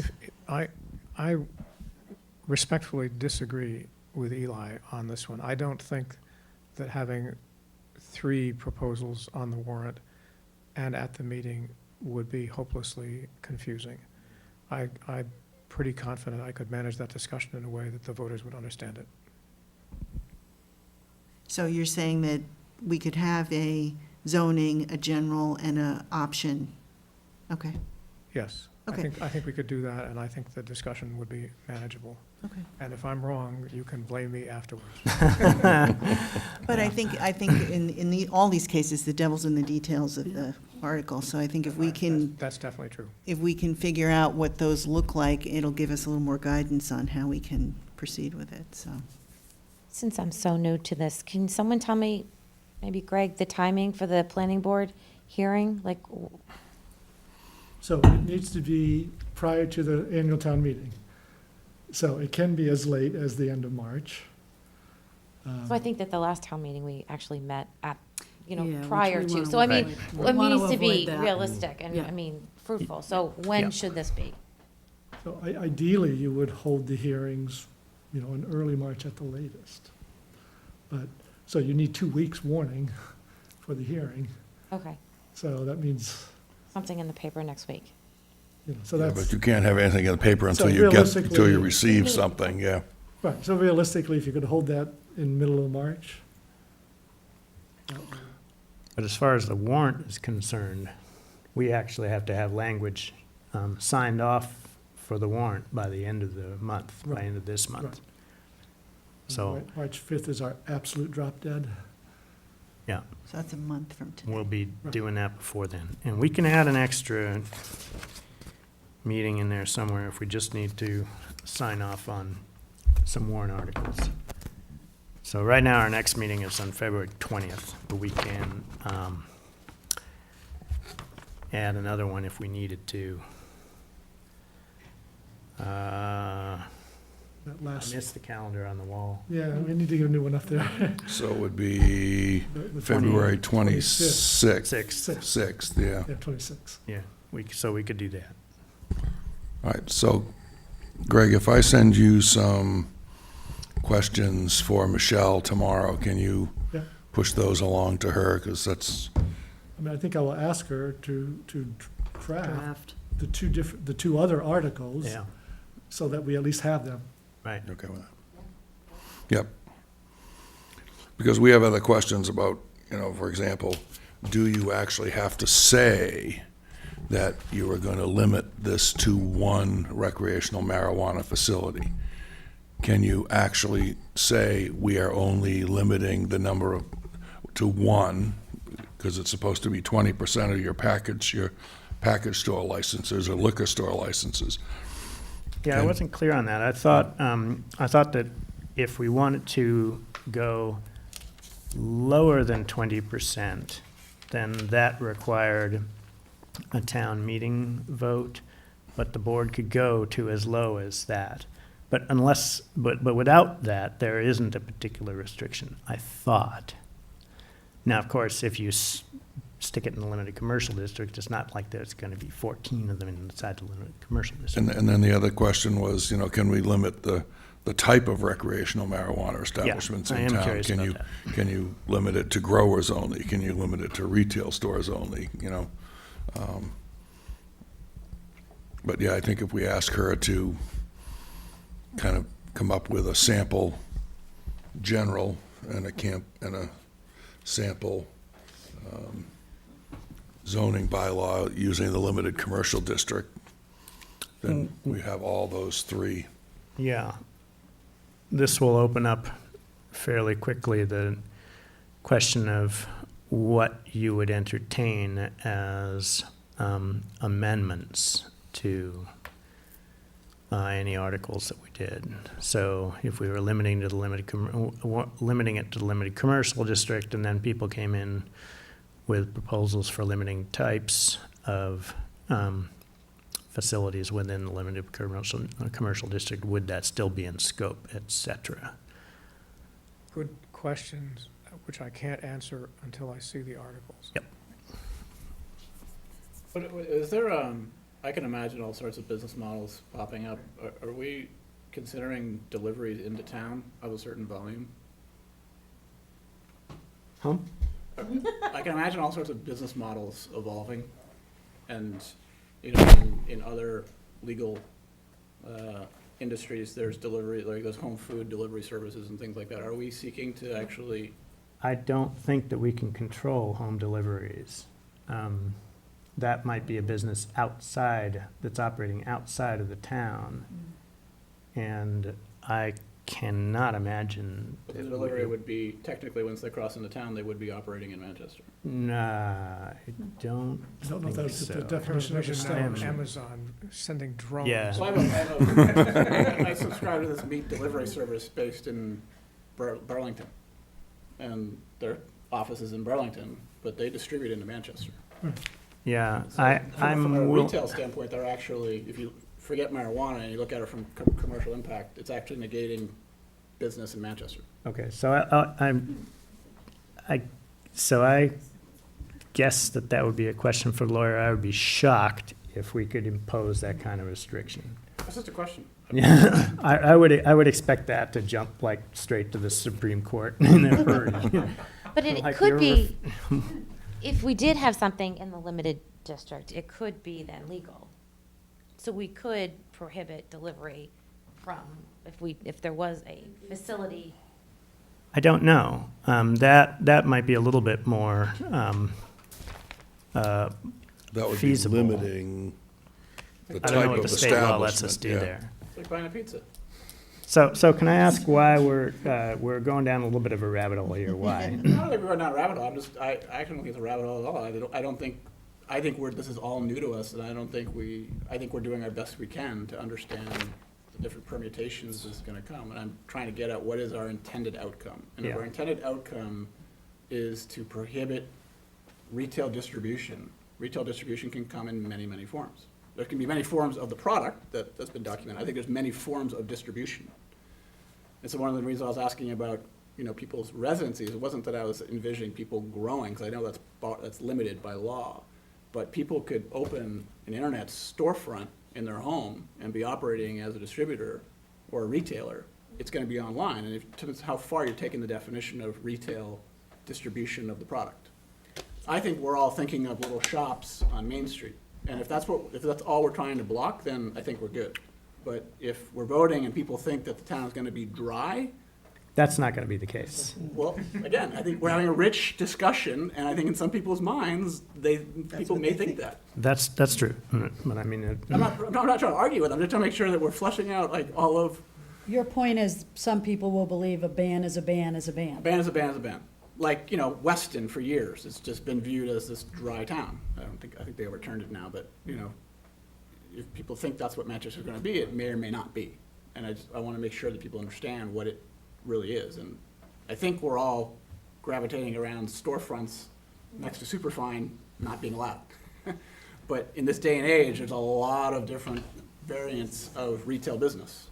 Can I retract what I said earlier about managing this discussion? Wait, I think you're gonna get some people in the audience of a demographic that is very entrepreneurial, and I'm just preparing us for people that are going to test the boundaries of what we're talking about. yeah, no, that's Good reasonable. questions for the attorneys. May I just add something that I learned working in, I'm sorry. I work in New Hampshire, I work in public health and safety, and marijuana is something that many colleagues are working on within the state. And to delivery, many communities who were deciding whether to approve of having medical marijuana establishments in their communities opted not to for the diversion potential of delivery. So if there are the entrepreneurs out there in retail, delivery is probably something they're going to be thinking about. And, Price you know, point's gonna coming make it even economic. to medical marijuana, communities opted out because of the diversion was one of the concerns. Diversion in potential access by youth and others unintentionally, but thank you. Sorry. Adele? It hasn't come up that I know of, but to what advantage into the town coffers is the peddling of this drug? In other words, how are you going to realize some income from the growth of and retailing of marijuana? 3% sales I tax. think townspeople are going to be interested in what is the benefit Yeah. to the town financially if they go ahead with it. Yeah, it's 3% sales tax, local tax So you just- comes to the town. On retail shops only. Right. And So- nothing else, none of the other, Yeah, you've got to Retail, make, I think yeah. you've got to make it clear very early on what advantage, if any, financially there is. Thank you. Okay. I think I have my marching orders to get Yep. some questions to Greg tomorrow morning. We'll get that back, and then you, Deb, and I will get together. I think I'd like to go and listen to what Rockport says next Wednesday before we get together, but we'd already have some sample bylaws at that time. Tom, would you mind copying me on the questions you're sending for Michelle? Sure, yep, not a problem, Alan. How long will it take to get back from Michelle? Or Pretty fast. fast, by like Tuesday, by the planning board meeting, maybe? Tuesday. Next Like week. a week from tomorrow? Yeah. Oh, we should yeah. have- Yeah, yeah. Yeah, we should have that. They have a whole division. She's usually now. There's a lot of same day. people doing this. They have like, no, like, give them the version 2 with a heart on top. Yeah, That one. they've got a whole division now. KP has expanded. Okay. Randazzo. Is this, Yeah. Oh, sorry. is this topic sufficiently dead for tonight? It was an important one. We haven't had this discussion yet. We've been waiting, and now we've had it. Okay. All right. Did I, Thanks, did I Did I hear correctly that your next meeting on the warrant will be the 26th? What's that?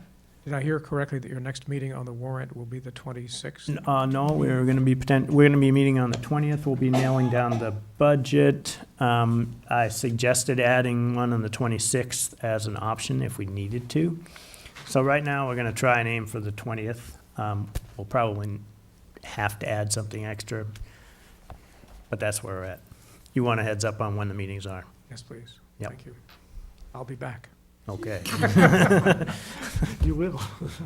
It was said by someone very famous. Thank you, everyone. More famous than I. Yeah, no. Thank you, Sue. Thank you, Christine. Thank you. All right. Thanks, Mr. Moderator. So, a short discussion on the school Wait a building. minute. I just want to interrupt, Ellen, you can stay maybe for just another 5 minutes to talk about the school vote. I won't be able to do the 26th if we do it on the 26th. Okay, well, what,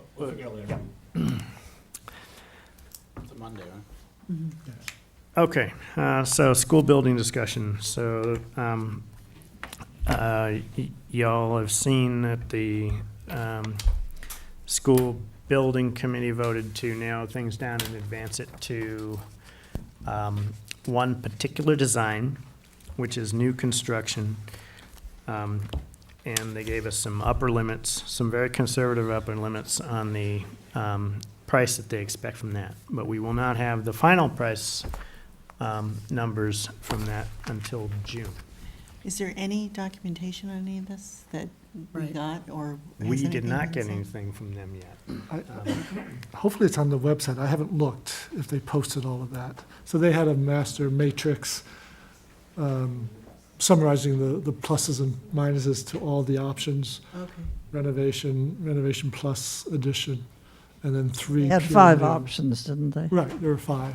I thought I'd run into Maury, he said there was something set out by Pam this weekend, the presentation, everything went to you.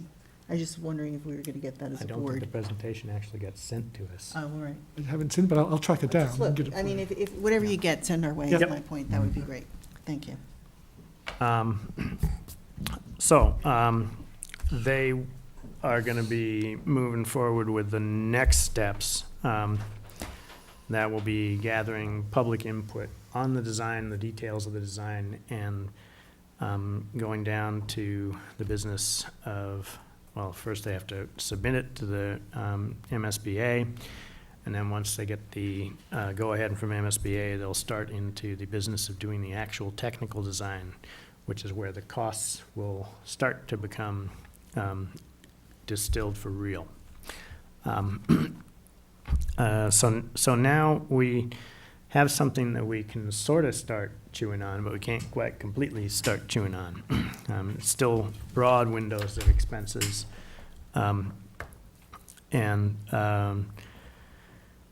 So how to proceed? So the Finance Committee has 3 folks who volunteered for working group work, Maury and Sarah Mellish and John Croft. I don't think much has really changed. I think we just need to start working with FinCom more over the next few months to work on capital numbers based on what limited new information we have from the new school building project numbers. We won't have enough to really know the final budget impacts and capital budget impacts until June. We can build windows, we can build We get some upper limits speculative here, models, right. but we can't say for sure what the costs are gonna be. So, do people have opinions about what we as a board should do at this point? What we do, my understanding of what Maury and the team is working on is not specific solely to the school. My understanding of their Correct. work is a Global 5 capital. to 10-year Yeah. look at capital investment exposure, debt loads, debt servicing schedules. Yep. Just paint a picture macroscopically Exactly. of what burden may be coming down on the town. Mm-hmm. And in there, you can insert a low, medium, high projection for the school without knowing what the final numbers are. In many regards, it's immaterial, what the school color of the building is. I don't know, it doesn't really matter. The bill that comes in from a high, medium, low price tag can be inserted into a model now to give us a sense Right. of macroscopic. So I think, to me, I'm fully in support of the school, have been from the get-go. I continue to be deeply concerned about the position of the town, not in relationship to the school, in relationship to the things macroscopically they were inheriting, so that this work is, I think, incredibly important. Okay. And I agree, I think getting a low, medium, high in there as a working model sooner than later, at least will give us direction on some of this, and in particular in the context, which I'm very interested in the whole, what we're looking at against everything as a capital plan, so. I think I mean, do we have a sense of when that work might, at least a draft of that work might be done? Which? The schools? No, not the schools. FinCom. FinCom? The FinCom project. I mean, I would guess that in a month's time, we would at least have some preliminary proposals. And is it a part of the process that we'll get together with FinCom to review this together? Because Right. Yeah. I think this would be a good Yes. topic to bring up on Wednesday. Wednesday Yes. night. Yeah. When we meet with them. And I almost intentionally, I think the school committee should be a part of all discussions, but this isn't, to me, this isn't a discussion about the school. Right. This is a discussion No, about the right. town. Right. And independent of the school question, the nervous Nelly side of me, I just continue to be very apprehensive about the future. I mean, if you follow the stock market for the past couple of days, the federal tax program, I mean, we're heading into a much, much different world. And Boy, you're so right.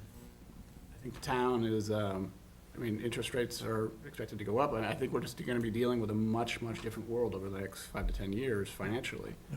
And no one knows where it's gonna be, but to me, the school is just, it's a thing. We're gonna do it, probably, most likely, pending the town vote, but assuming we're gonna do it, to me, it's a bill that's gonna arrive, and the question is, can we pay that bill from a debt? And stacked up with all the other things, and to me, what does that look like, and what are we heading into? And it'd be great to get together with FinCom just to have a good, healthy discussion about, and I would do it in line with your strategic planning project, to say, strategic planning project has identified these things, and this is potentially what the debt burden looks like, and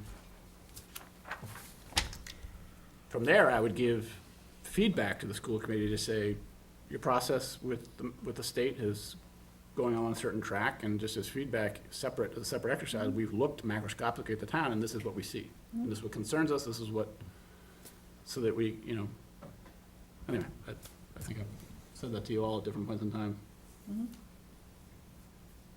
Okay. So, any other thoughts on school building at this point? So in terms of the timing of Can we the set fall that? town meeting, Right. Yeah. Oh, right. Yeah, we do have some options. so traditionally, you have always had a minimum of 35 days between your town meeting vote and a ballot vote. The 35-day window, you have to have the ballot language set 35 days, at least 35 days prior to the vote. You don't have to have the meeting 35 days ahead of time. You could have it, and Essex does this every year, they have it a week before. Yeah, right. So there's not a requirement to have it 35 days ahead. You would have, if the town meeting vote was no, don't proceed with the bond vote, then you have wasted the ballot paper if you have already printed that out, but you wouldn't have people vote on it, most likely. You would just pull that, basically you'd pass over Yeah. the ballot portion. Originally, we were thinking we could have the ballot question on the same ballot, the same paper as the state. But because it's a 2.5 question, Prop 2.5 question, the deadline for that is even earlier. It's 1st of August, which is not possible to meet. There's just no way. I was thinking it was going to be the first week of September, which is the case for non-prop 2.5 questions to be on the ballot. So I think we're looking at a separate ballot. It can be on the same day. Right, right. People just get 2 different ballots. So then the question becomes, do you want to have a special town meeting physically 35 days plus prior to the November 6th election or not? And obviously, it's a question of timing and how much time people have to get educated and get up to speed and out of summer mode and getting in tune with this pretty big vote. It's 35 days before, what's the ballot, November 6th? So it's November 6th. November 6th. So 35 days prior puts you at, October 1st. Yeah. I frankly think the project is gonna need every single day Right, so, for the schools to sell their story. They're gonna need every single day. I think the more time, the better.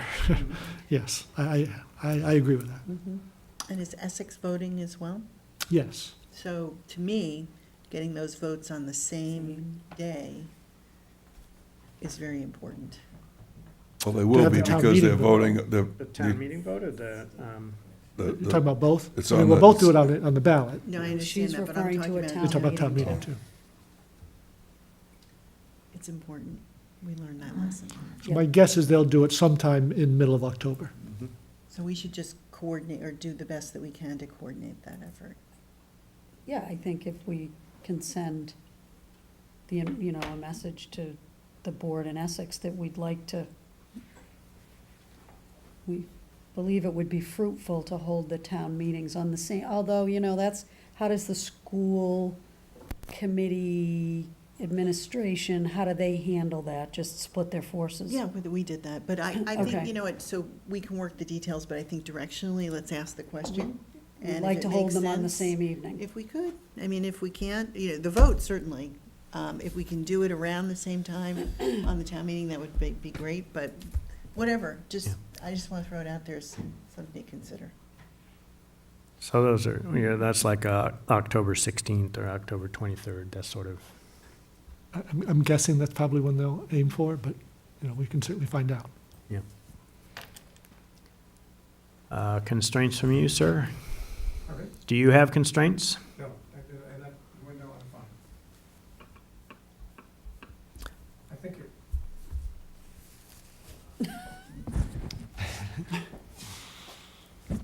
I think trying to have the town meetings on the same night might be problematic, because although you can have the Essex School Committee people in Essex and the Manchester School Right. Committee people in Hmm. Manchester, you can't have the superintendent and the Right. business manager in both Yeah. places. But Yeah. even if it's the same week, I mean, just I'm talking temporally, it would be nice to be Yeah. close together. I- That's all. I misunderstood. I thought I heard same night. Yeah, well, Yeah, you did. Yeah, I said that at first, but That introduces an interesting question. Who votes first? who votes first in terms of? Does Essex vote on it first, or does Manchester vote on it first? Well, this is what happened last time, so it depends. Because if it goes up in one and down in the other, we don't have a vote. And just out of curiosity, how is it being packaged or marketed think in they- Essex? I don't Is the assumption that, They're not ready to even talk, that was the question last Wednesday night, and they said, They're not ready. until we get further down the road, we're not ready to do that. But it's safe to assume that they will package it, that this is Manchester's turn and Essex's turn will be coming in X years. so the interesting question is, will it be packaged in Manchester in a similar fashion? Mhm. It has to be. Oh, yeah. They can't give different messages in 2 communities in the district. They've got to give the same message. And I guess as a rhetorical question, why isn't the cost of a projected Essex school being included then? Because because the MSBA hasn't accepted them, and they would have to go through the whole educational. I'm appreciative of Yeah. that, but a Manchester voter, are they gonna be voting with a Right, dollar? wants to know Is gonna wanna know what they're signing the up for, whole picture. And- even if it and- hasn't gone into the MSBA process. Which I think is one of the largest liabilities they have. Right. And my strong recommendation is that Essex project needs to wait until the high school debt is paid off. Right. Yep. So you need to wait till 30 to start it, and then accept you don't actually do the bond until 33, 34, when that bond is paid off. Well, no, I'm in complete agreement with you and with Tom. I'm just saying that for Essex to vote, if the packaging is that the assumption is we're voting on Manchester School, but the expectation is that Essex turn will come, Right. the Essex voter is going to vote with a mindset about what's really they're voting on. If Manchester votes with clarity about the Manchester School, but some theoretic obligation in the future for the Essex School, knowing the Manchester number, is that same number going to appear in Essex? And we may say, no, it's not, but we can't say it won't.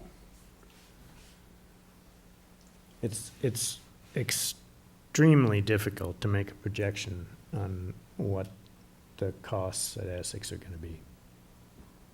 Yeah, I'm in complete agreement, but nonetheless, if I'm your average voter in Manchester. Yeah, you're going to want that number. I'm voting with supposed clarity on what I'm going to be paying for in Manchester with some unknown liability, and when you're talking tens of millions, it may not be 50, but it's certainly not going to be 2.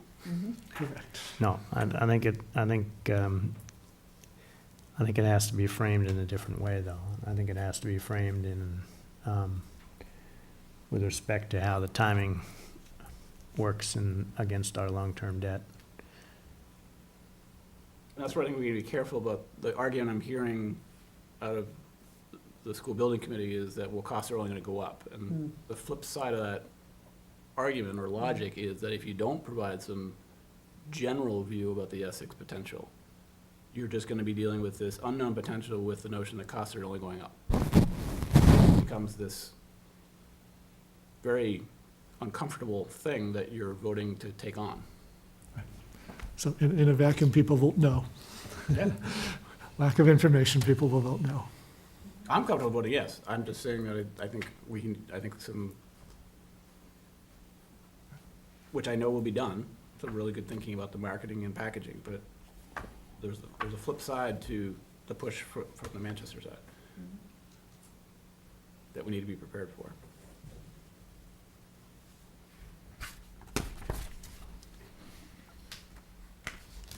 Okay, anything else on this topic tonight? So, stay tuned for an October date. So you're inclined to go in October? Oh, yeah. Yeah, everybody inclined for October?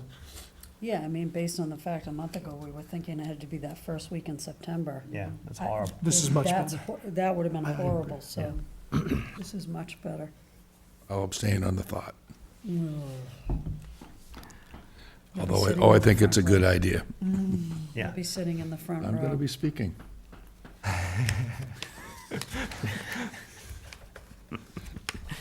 I think you're relishing already your have new role people that too will- much. It's going to be quite a swan song, huh? Yeah. Welcome to the Newtown Meeting Catering by Mr. Tom. Yeah. All right, moving on to the consent agenda. I know that the Misery Island Challenge is coming out of this. I'm going to skim through the consent agenda very briefly. Can I- Mr. Wilson, thank you for coming in this evening. Thanks, Always Alan. a distinct Thanks, pleasure. Alan. Can I, Huh? Misery Island is out. Misery Island is out. Well, it's not in the consent agenda. We're going to chat about that in just a minute. So the remaining things in the consent, Take the Board of Selectmen meetings out. what's that? I want to ask a question on one of them, so I don't want you to just race right through them. Well, I'm going to just enumerate them, and then you can go back and ask questions. So just quickly, just BOS minutes, Board of Selectmen minutes, Fire Dispatch Joint Memorandum of Understanding is a formality saying that we have transferred the fire dispatch or consolidated it at the police station. A declaration of surplus items from Manchester Fire Department. We have old generators, a trash pump, a siren, a whistle, press, water vacuum and screen doors. Increase of building, electrical, and plumbing permit fees. That was a $50 increase on, I'm forgetting Basically which one. establishing a floor A floor. for all permits at $50. Question, if we're establishing or raising fees, do we have to have a public hearing on those? No. Okay. Request for kayak racks from the harbor master up Tux Point, and the suggestion was that we go with the northernmost stuff up by the inner mud flats. And then some event requests. Misery Island is pulled out. The Cape Ann PMC Kids Ride on September. Half Marathon by the Sea in September 23rd. Gardner Project Road Race, March 31st. Easter egg hunt on March 31st. Board and committee appointments. Cable Access Corporation Representative Paul Germain. Welcoming Committee Frederick Johnson. July 4th Committee Adriana Day. Accommodation for retired call fighter Mike Coopoli.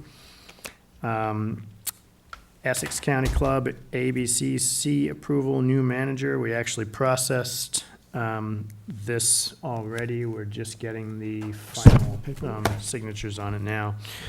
And then a Conservation Commission resignation letter.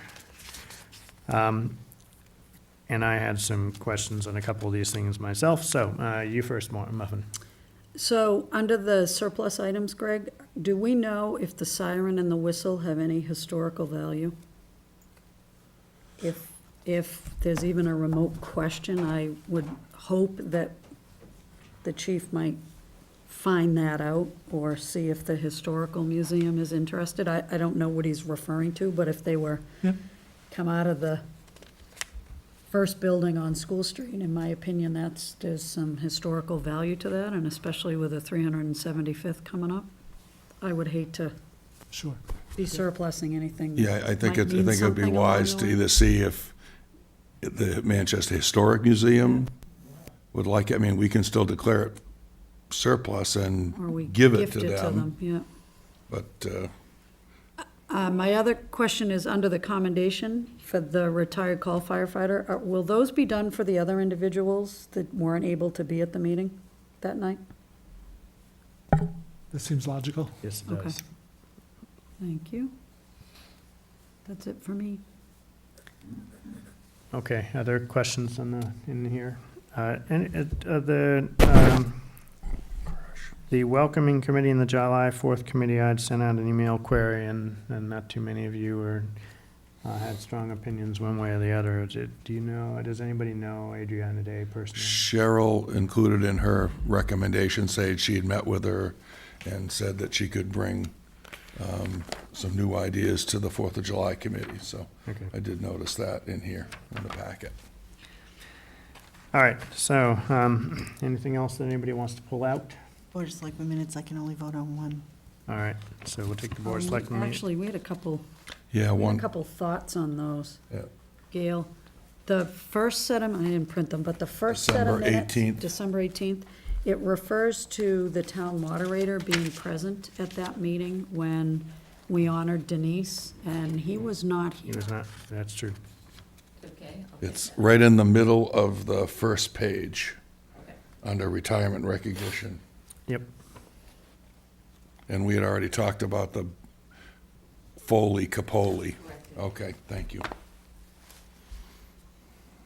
So which minute, Sue's? I can vote on that one, I can't vote on the other. All right, so we'll The take January. We'll pull the second set out of the Yep. consent. And that would be the January 22nd vote, I just had to recuse myself. I mean, abstain, I wasn't here.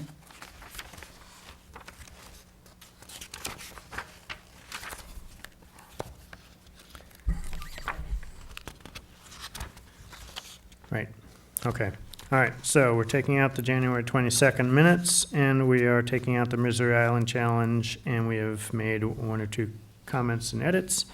Can I get a motion to approve the consent agenda? So moved. Can I get a second? Second. Any discussion? All in favor? Aye. Aye. Any opposed? Okay, January 22nd. I'll make a motion to accept the January 22nd minutes as amended and corrected. Second. Any discussion? All in favor? Aye. Any opposed? And one abstention. Misery Island Challenge, Mr. Kehoe.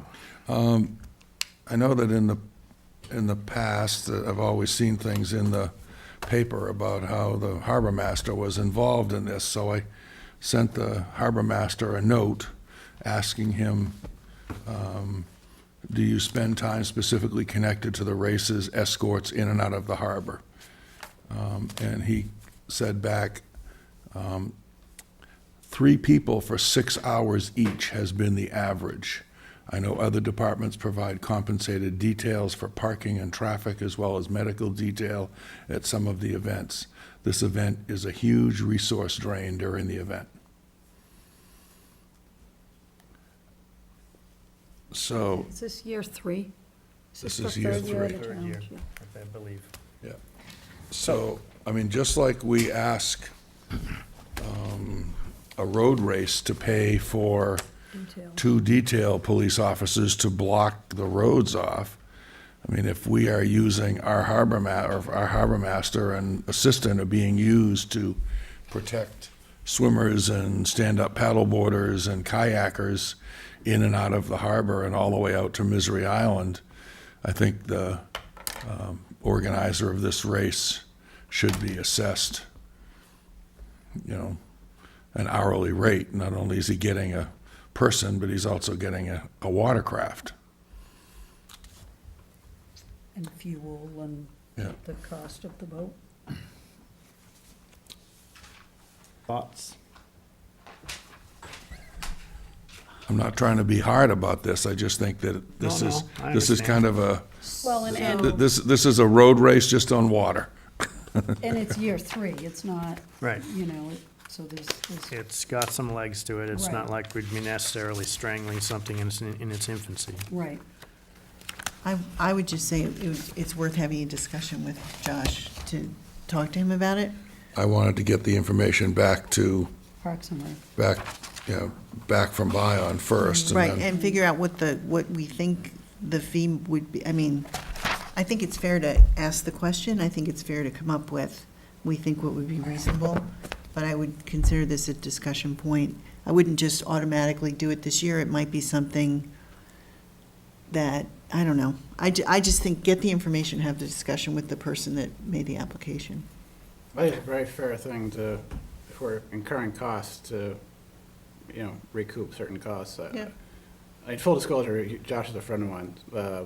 I nonetheless, somewhat agree with Tom that if the town's incurring costs, and it shouldn't be to anyone's benefit.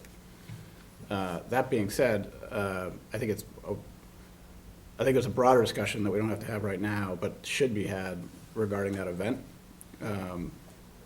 When I think about the activities in town that draw people from the outside and fit into a lot of the things I think we're trying to cultivate, it's one of the few events, arguably in the town, that, draws that many people. Yeah, and a significant number from the outside. Right.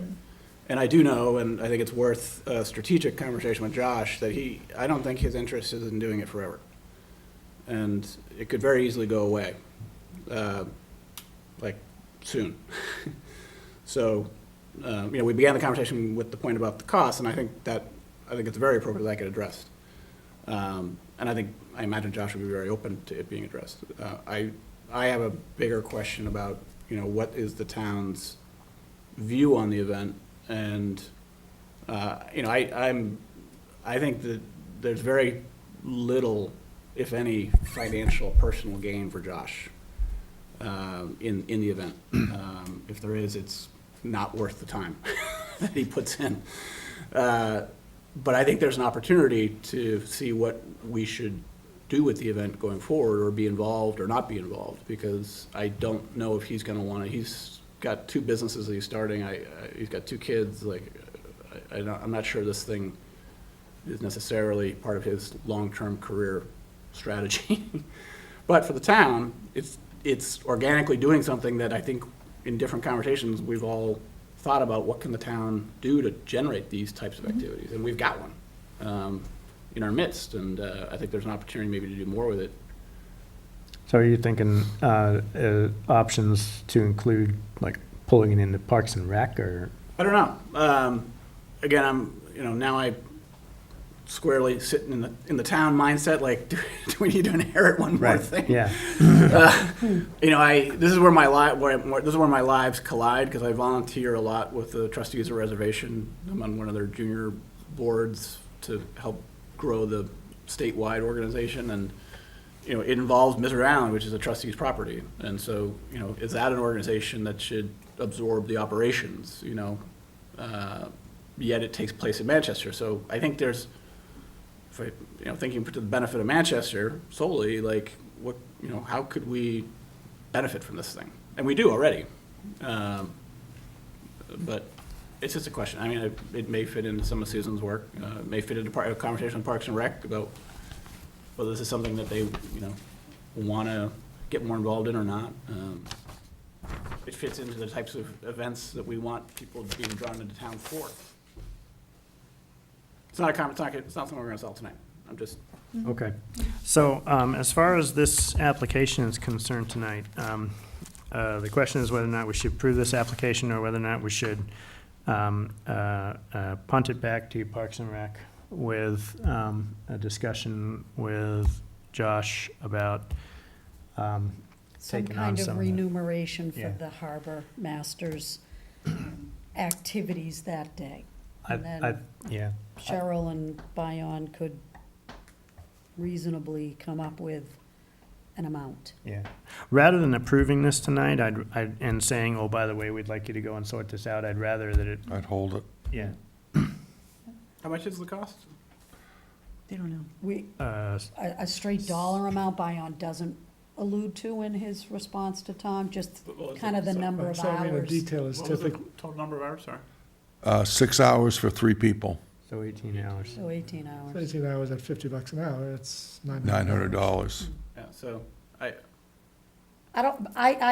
not sure we should be the ones setting any dollar value to it, just sending it back yes, that's fair. Yeah. to Parks and Rec Committee to say, hey, And here's a thought we have. And I would just say that by February 20th, we should do Right, this. be able to get it signed off on. Yep. Yep. In our next meeting. If it's $1,000, I mean, there's other organizations like the Yacht Club that I think is seeking to do more. So I think we can cover the cost. It may not even have to come to the town. Whatever, but I guess the point is, let's sort it out Yeah, by the yeah. 20th and figure it out. Right, so Josh can move forward. Okay. Okay, so that's that. Correspondence.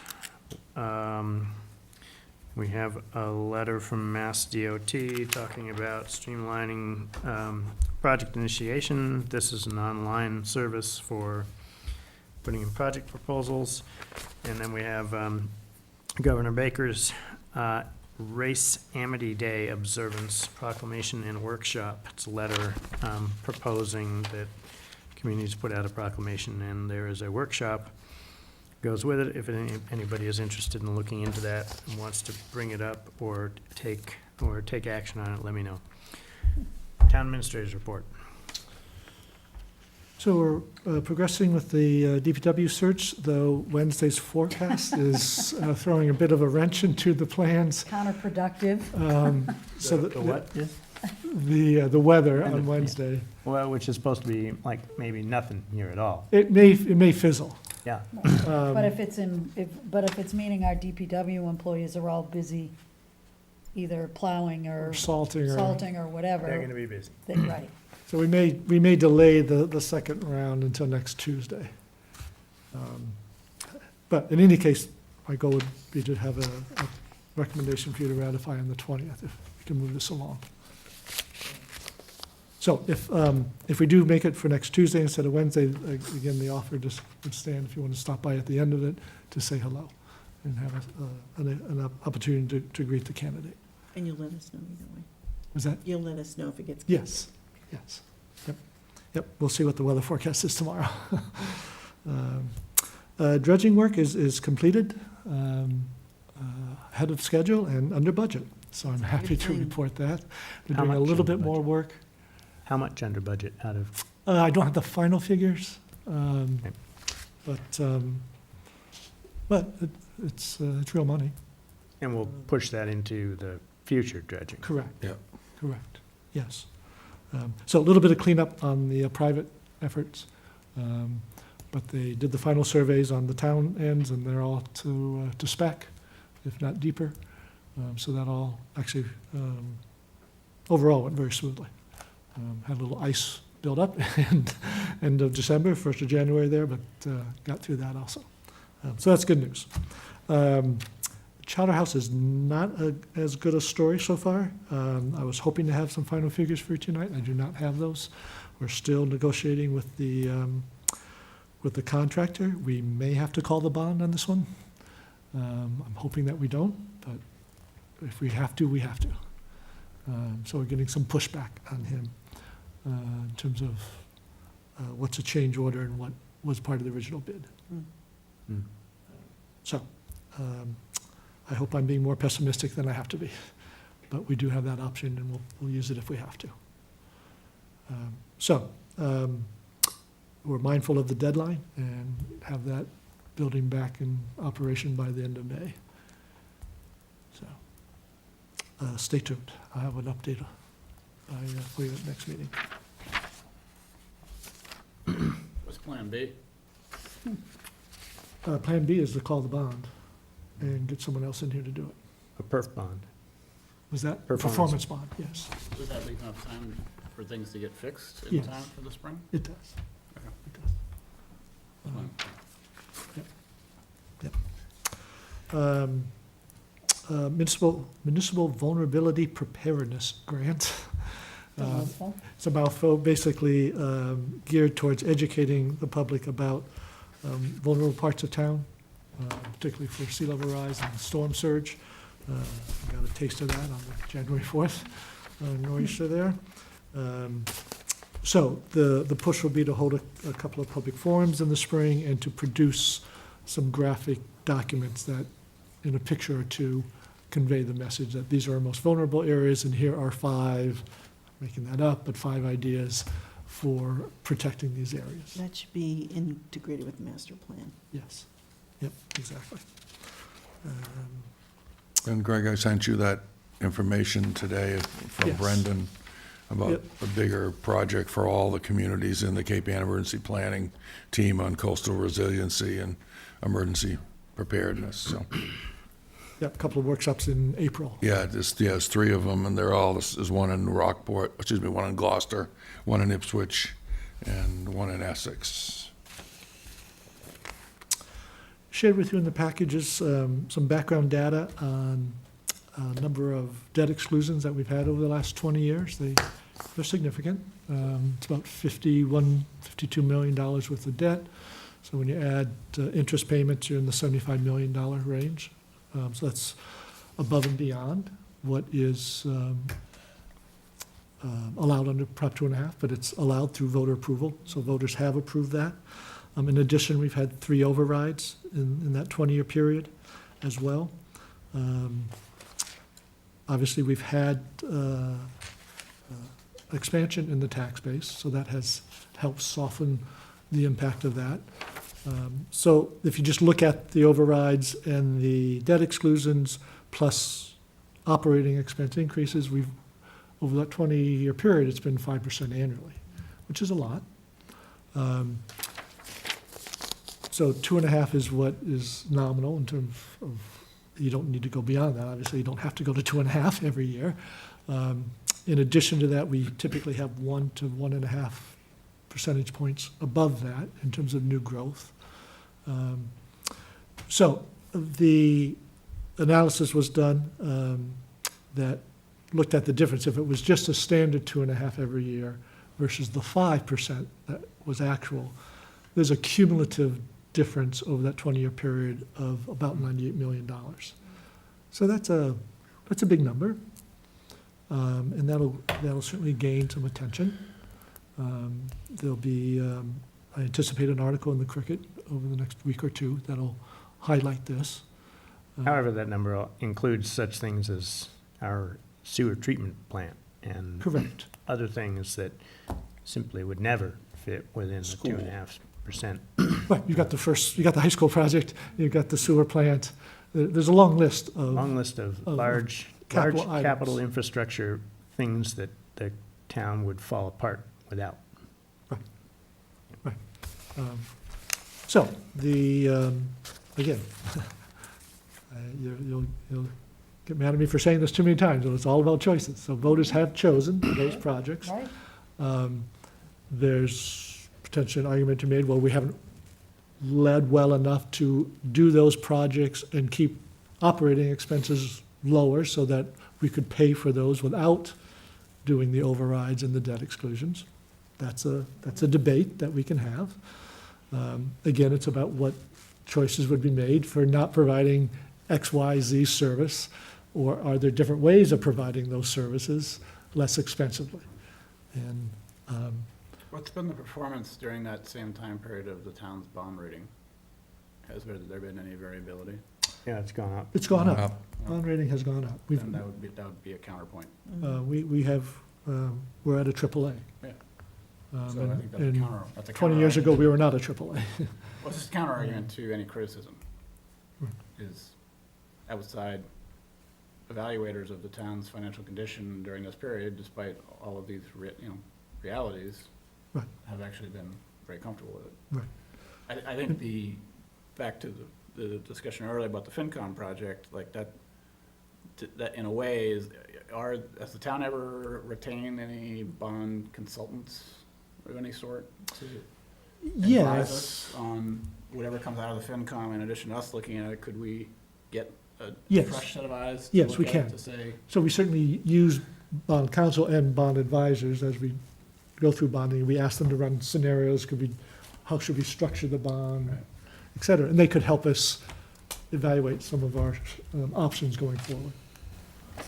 but maybe an important piece of ammunition to have for our benefit going into the spring and into the fall is an independent assessment of the 5 to 10 year financial strategy and what the bond implications may be. Yep. It would be It's a good idea. a valuable piece of, Well, it's tool to have. also, Yep. it's helpful that it's an independent. right, and it's financially it's financially focused. focused. And a consultant, in theory, is up to date on the macroeconomics of what the markets are seeing and thinking. Right. Yep. At least that's what we should be paying for. Yes. Yes.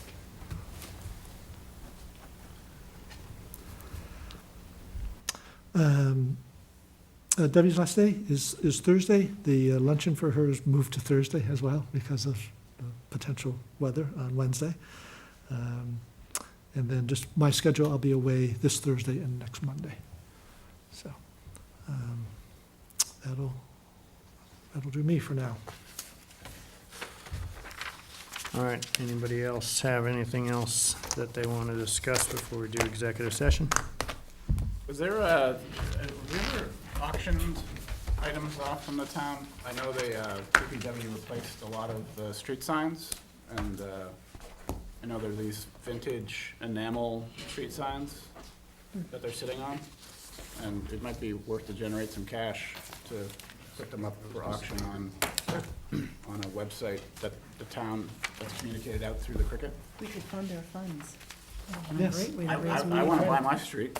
A great way to raise, if they Yeah. still exist, it might be a great way to start raising money for the That's what I just 375th. said. Oh, did you? Sorry. Or It sounded like the table Carnations. didn't hear Our it. funds. Or the funds, yeah. The Carnation Fund, yeah. But there's websites for nonprofit, public auction. We allowed to do that? Oh, we are, Yeah. yeah. Yeah, we actually did that for some of the fire surplus. We went through a municipal auction clearinghouse. Okay. But this would be more local. Yeah. It's a nice idea. Yeah, it's a great idea. I'm sure. I want to know when we do it, 'cause I want to buy my street. The sign, not the. Yeah. Yeah. All right, well, then, I'm going to make an motion